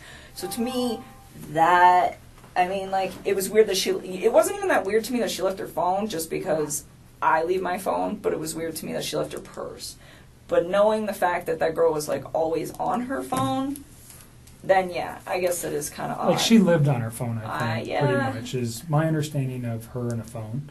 So, I don't know if you knew that. I did. Until prior to the media stuff, or just from Chris. I did. So, did that strike you as odd? But you're thinking maybe she just left. I just thought she needed to, like, get away from the situation. I mean, that didn't seem that awkward to me, that a couple that is going through a separation would be like, we're I need to leave. I just need some space. Like, it didn't even, like, process. I was like, okay, like, give her some space, you know? And on that note, too, when he was in, we're going to jump back for just a second. It's okay. I had a thought. So when he was coming back from North Carolina, that was when he officially told me we're going to get a divorce and we're going to put the house up for sale. Like, he told me they were separating and they were, like, going to put the house up for sale, but they hadn't done it yet. And then when he got back from North Carolina, that was when he was like, it was like a sealed deal. Okay. And the reason that is of significance is because at some point over the weekend, I don't remember when, he told me that they were putting the house up. I don't know if it was they were putting it up on Monday, like the day they went missing, or if it was that they were calling the realtor to verify some stuff so they could put it up that week. Like, I don't quite remember. I just remember, like, the house was supposed to be, like, on the market, like, that week. Did he name a realtor ever?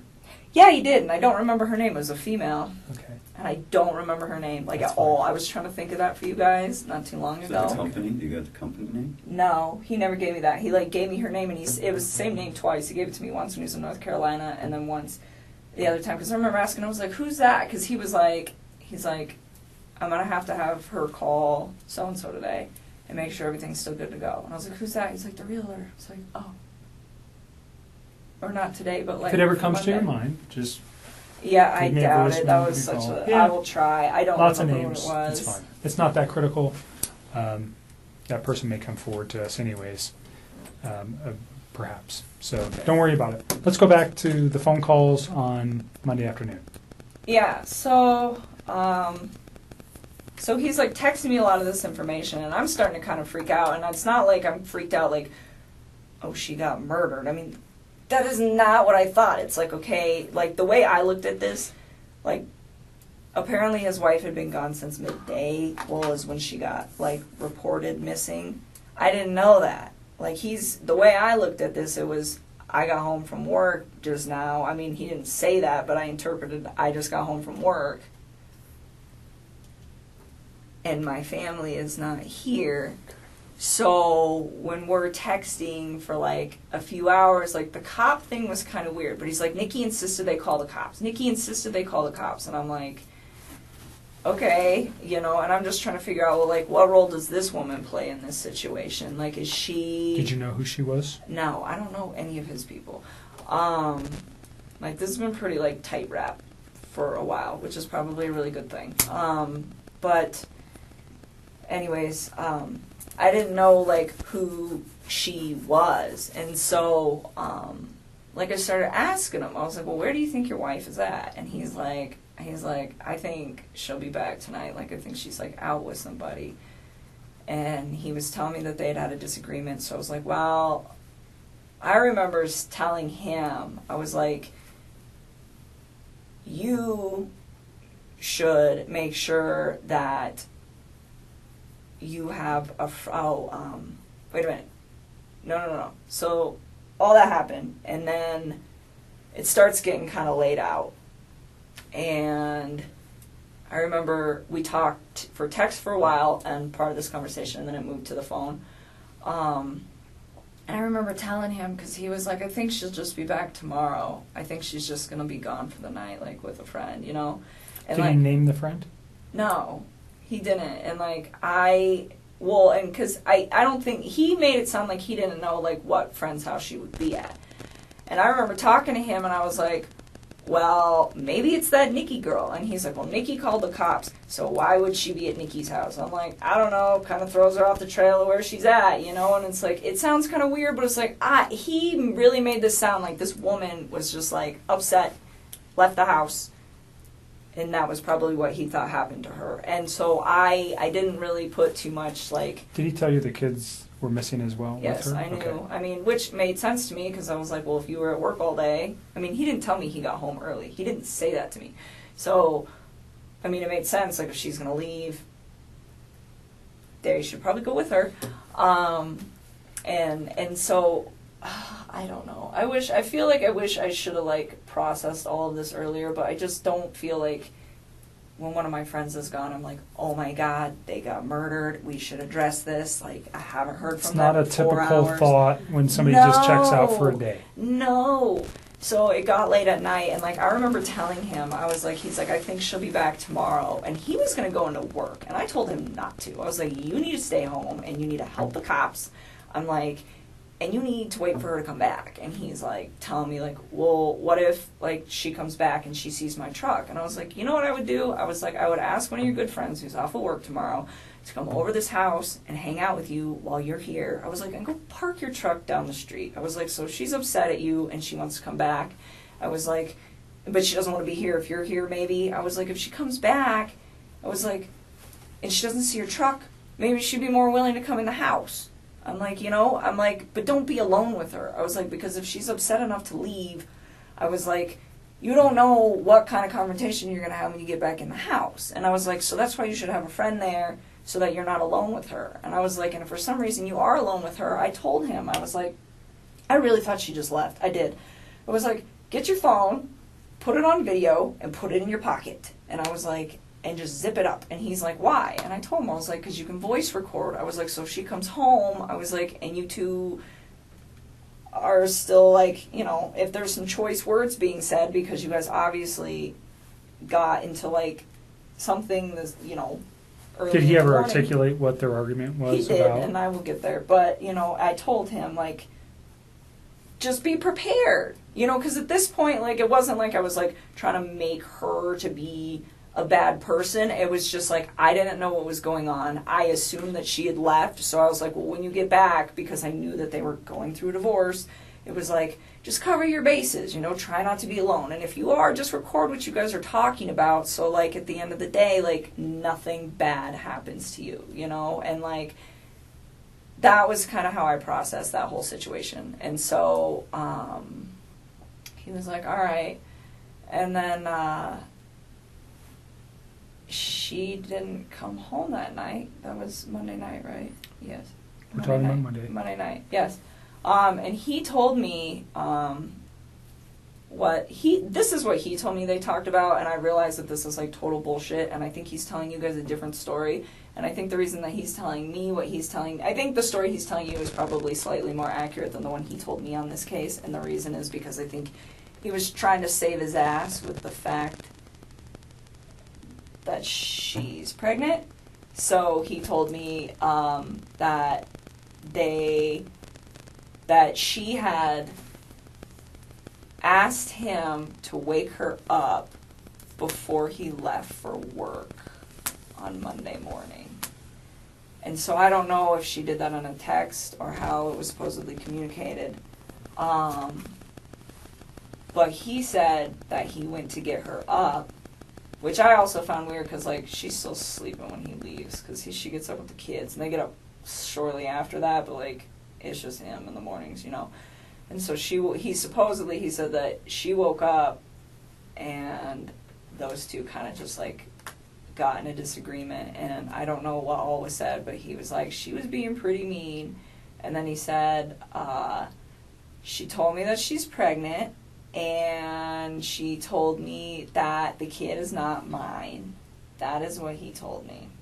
So she's pregnant, the kid's not mine. And that she's... Like, he's playing it. He didn't know she was pregnant Yep. until that morning. Yep. And that she had an affair with somebody else. Yes, and this is before I knew she was 15 weeks pregnant. Okay. Like, all the stuff on Monday that I read from my recollection, because I didn't find out she was pregnant until Tuesday. So anything that got posted on Monday did not emphasize the fact that she, like, had a baby on board.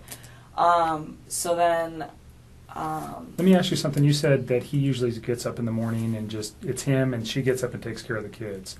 Is that the routine that you know for them? Or do you know him to get up and, like, prepare meals prior to him leaving the home? Well, he gets up and he, like, goes to the gym and he, works out in his basement and, like, makes breakfast, and I don't know. Does he make breakfast for himself or does he make breakfast for his children? I don't know. I don't know. They're still sleeping at that point. Like, all I know is he, at one point in some time in this whole thing, he told me that they usually get up at, like, 6:30, and she gets him ready and takes him to school and, like, does all the morning stuff with them, as far as I know, and then in the afternoons when he gets home from work, he kind of does more of the afternoon stuff. Okay. So it's kind of like a tag team operation that they have going on, but I think she does more in the AM and he does more in the PM. Right.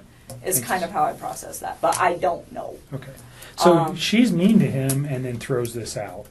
Yes. That she's pregnant from another man. And I said, do you believe her? And he was just like, he said something about like, oh yeah, like she kind of looked like she was showing when we were in North Carolina, but I wasn't sure. And I'm like, so you think she's pregnant? And he's like, yeah. And I was like, do you think she's like having an affair? And he's like, I think she said that out of spite. And he's like, and I was like, okay. And then, and again, like, I think he's just saying all this to me to try to cover his tracks with me. Like, I don't know what he told you guys, but I bet it's probably very different. And I think that what he said to me, it was, like, directed towards me. Like, this whole bullshit little box lie that he had right there was, like, the lie directed Did he at say when the me. argument started? Nope. He just said it was in the morning. He said he woke her up in the morning. Okay. Did he say when she came home? Did he ever let you know that? I think I want to say he said around, like, 2, but I don't know. Okay. And then he woke her for what purpose? Because she asked him to. Okay. So I was under the impression that he was asleep. I'm assuming this is how it like went, and what he was trying to tell me is that he was asleep by the time she got home, and she sent him a text and said, "Wake me up before you leave." And then he woke her up, and they got in an argument, and then he went to work. Okay. That's how I processed And the it. context of that argument again was just she's pregnant. And is there anything else that he shared with you? He did not elaborate on it, and I didn't ask. What were you thinking at that time? This was like on Monday. Again, at that point, I was like, I still thought she left. I mean, this was all on Monday. Like, I legitimately thought this woman left the premises with her kids and just wanted nothing to do with him for like 24 hours. So his story was believable that she was pregnant from another man and maybe she took off for that guy, or... He said several times, like, I think she just said that out of spite. Okay. Like, he thought she was with one of her friends. So he held true to that story. Pretty much. She's just leaving and she's with a friend. That was kind of what he thought. And that's kind of what he had me believing. And at the time, I wasn't really alarmed because it had been like a half a day. Sure. And so then Tuesday rolled around and... Did you see him at all on Monday? You said you didn't, No. right? Earlier. I did not see him. And I went to work Monday. Did he ever Tuesday. try to convince you to come see him or say he wanted to come to your house? No, not at all. We were supposed to go pick out apartments to go look at on Wednesday, so yesterday. But that obviously... Right. didn't So happen. on Monday he never tried to be convincing to get you to come up to see him? No. Nothing? Not that I'm aware of. I don't think so, because my buddy Jim was over Monday and Tuesday, and he knew Jim was over Monday and Tuesday, and that's why we were going to hang out on Wednesday. Okay. So no, he didn't ask me. So Tuesday rolled around, and she still wasn't around, and this is when I started getting kind of sick. Like, my friend Jim was sick on Monday when he came up, and I don't know. I just started feeling like crap as it was, and then I was just kind of having a hard time focusing and like thinking about what was going on. And I'd asked him a few times, I'm like, "Where's your family, Chris? Like, where's your family?" You know, and he would tell me like, "Oh, I don't know," or "I want them home." Like, I asked like several times, so I think I got different responses, but each time like he didn't know where they were. You know, and I'm like, "She's still not home," and he's like, "No." And and I had also asked him to like, he said he had a friend, Dave, that was a cop, which I also find convenient that there's another Dave working this case who's a cop. But I was like, well, Dave's off. Why don't you just have him like post up outside your house too and see if she shows up? You know, and he told me on Tuesday morning, he was like, I called Dave and asked him to sit outside my house, and he's going to do it. And he's like, and then my friend Nick is coming over later on this afternoon. And I was like, okay. Did you ever hear Nick's name before? I've actually heard that name a few times, like, Okay. around him. Like, there's certain... I never heard Dave before. Dave was new, but I've heard the name Nick a lot, so I don't know if that's, like, real or what, but if I was to guess, like, friends that he, like, legitimately has, I would assume that he was one of them. But, yeah, because I know he's told me before, like, when we first started hanging out, that Nick lived kind of in the area, and he's like, he actually goes... He's a trail runner, and he's like, he runs... at East Lake number 3, So he lives in your area? Kind of. Okay. And I remember him saying that to me once. He's like, you know that park that we like hung out at? I was like, yeah. He's like, my buddy runs over there. We should not go to that park anymore. And I was like, okay. That's cool. And anyways, Tuesday morning. Tuesday morning. We're almost done. I know. I'm trying to just keep it all together here for you guys. Tuesday morning. Oh, so he said Dave was going to stay outside of his house, and Nick was going to come over that afternoon. I was like, all right. And then, I think most of the texting throughout that day was kind of like, have you heard anything? Like, what's going on? It was kind of like me checking up on him. And I don't remember everything, but it wasn't, I didn't even make it through the entire workday. Like, I was feeling really, really sick, like, in general. And then I decided on my lunch break to get on the internet and look at what was going on with all the reports. And I saw a report that was like this woman who's 15 weeks pregnant and her 2 daughters are missing. And I was like, whoa, what? And I was just like so floored, and I read a couple other articles just to make sure that, you know, all the newspapers are, and like just double check, like, am I really reading this right? And I'm like, okay. And he had told me previously, like, she says she's pregnant with another man's kid, but he'd said, like, he could kind of tell in North Carolina, but that girl is like obviously pregnant. I mean, in her photos. I mean, 15 weeks, that's like 4 months. That's pretty far along. And so it's like, how would you not know if she's showing? Like, you totally know she's showing. And so, oh my God, I got so sick. I was just like, I need to go. I just like packed my stuff and I left work and I went home, and I remember I told Jim that I was going to get home early, and he wanted to come over right away, and I was just like, I just needed some time to like process what was going on. But I did tell him, I was like, you can come over earlier than you did yesterday, because he didn't want to wait in traffic. That was the thing. He's like, save me some time. So I don't remember what time he got there. I probably still have that text because I don't have any reason to delete those. But he came over a little early, but I did have like a gap of time in there. I don't know how long it was. I bet it was like from the time I got home to the time Jim got there, but it was probably like, I don't know, hour and a half maybe, somewhere around there.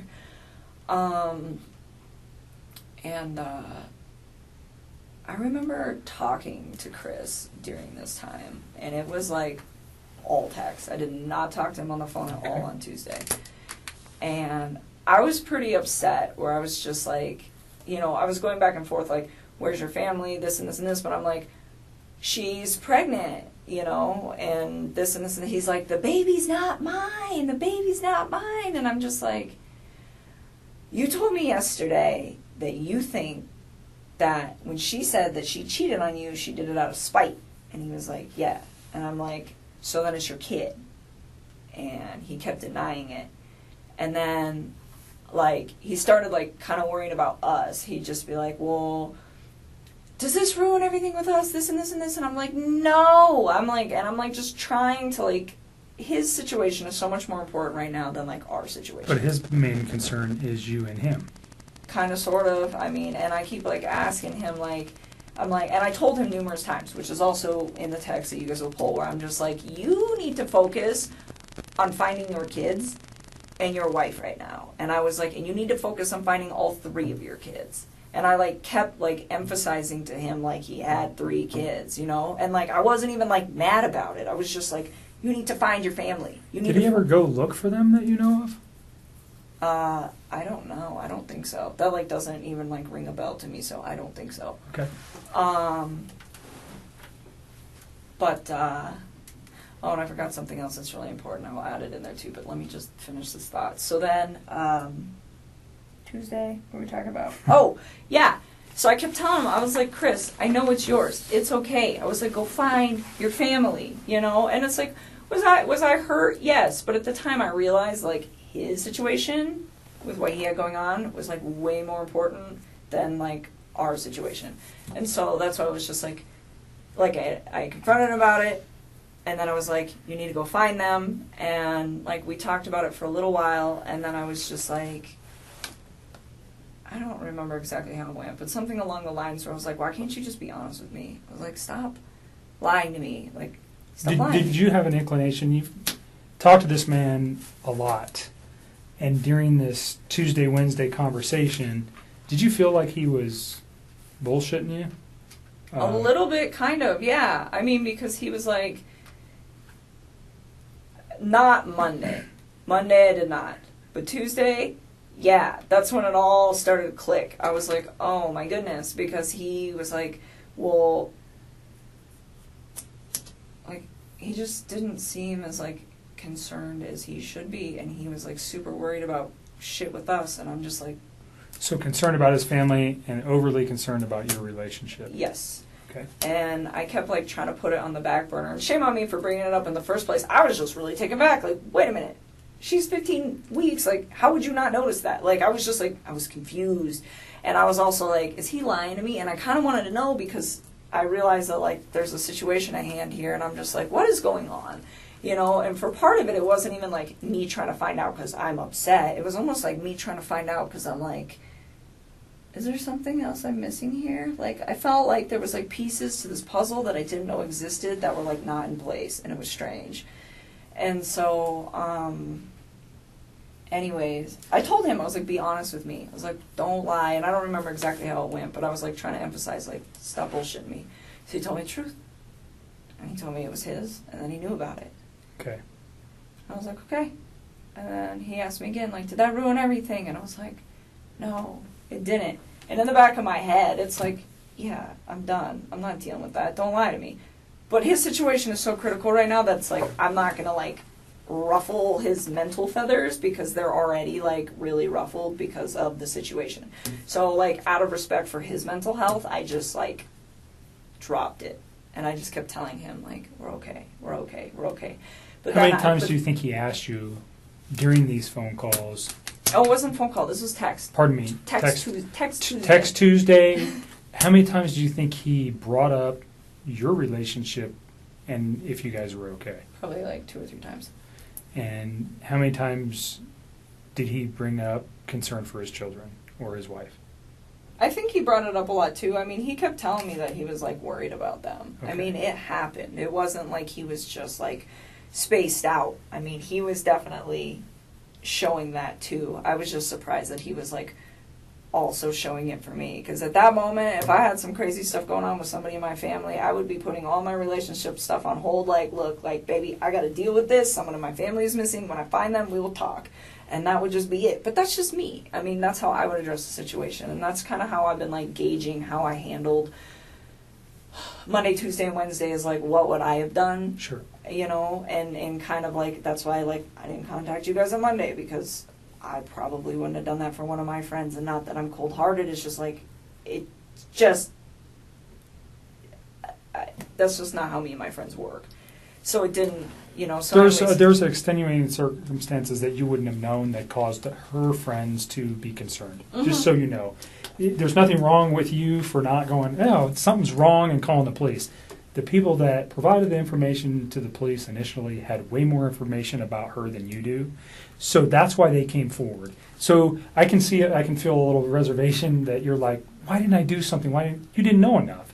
I think a normal person on Monday, a reasonable person, is just going, shit, this woman's, whacked out relationship with her husband. She's got 2 kids. Now she's pregnant. She just takes off. So don't blame yourself for not making a phone call to the law enforcement or going to the police. You didn't know anything. So I'm just trying to help you get past that. Don't worry about it. Okay. It's not, the people that came to us had way more info than you did regarding what was happening with her life. Okay. Okay. So don't beat yourself up over that. Please don't. Okay. And then so Tuesday, after that conversation, I told him, I told him to delete his text, because I knew he was like going crazy texting me, and I didn't want any of his friends to see him texting me, because I don't think they knew about me. It had nothing to do with you guys. It was just like, and you'll see him, The secrecy of your relationship. Pretty much. And I just like feel like he was like texting me so much openly, and he had friends there, that I was like, I didn't want them to see that. And so I was like trying to get him to slow down. And then I told him too, like, after he lied to me, I was just kind of like, I was done. And I was trying to find a way to, like, get away from the situation without alarming him or panicking him. So I told him, like, everything is all good, I'm still here for you, and I feel bad because, like, I lied to him, but, I mean, I, like, just try to keep him calm, and then I told him, like, contact me once they find your family. And then we'll talk. That was Tuesday? That was Tuesday. Okay. And he sent me a text back saying something along the lines of, like, what did he say? Something like, please just think of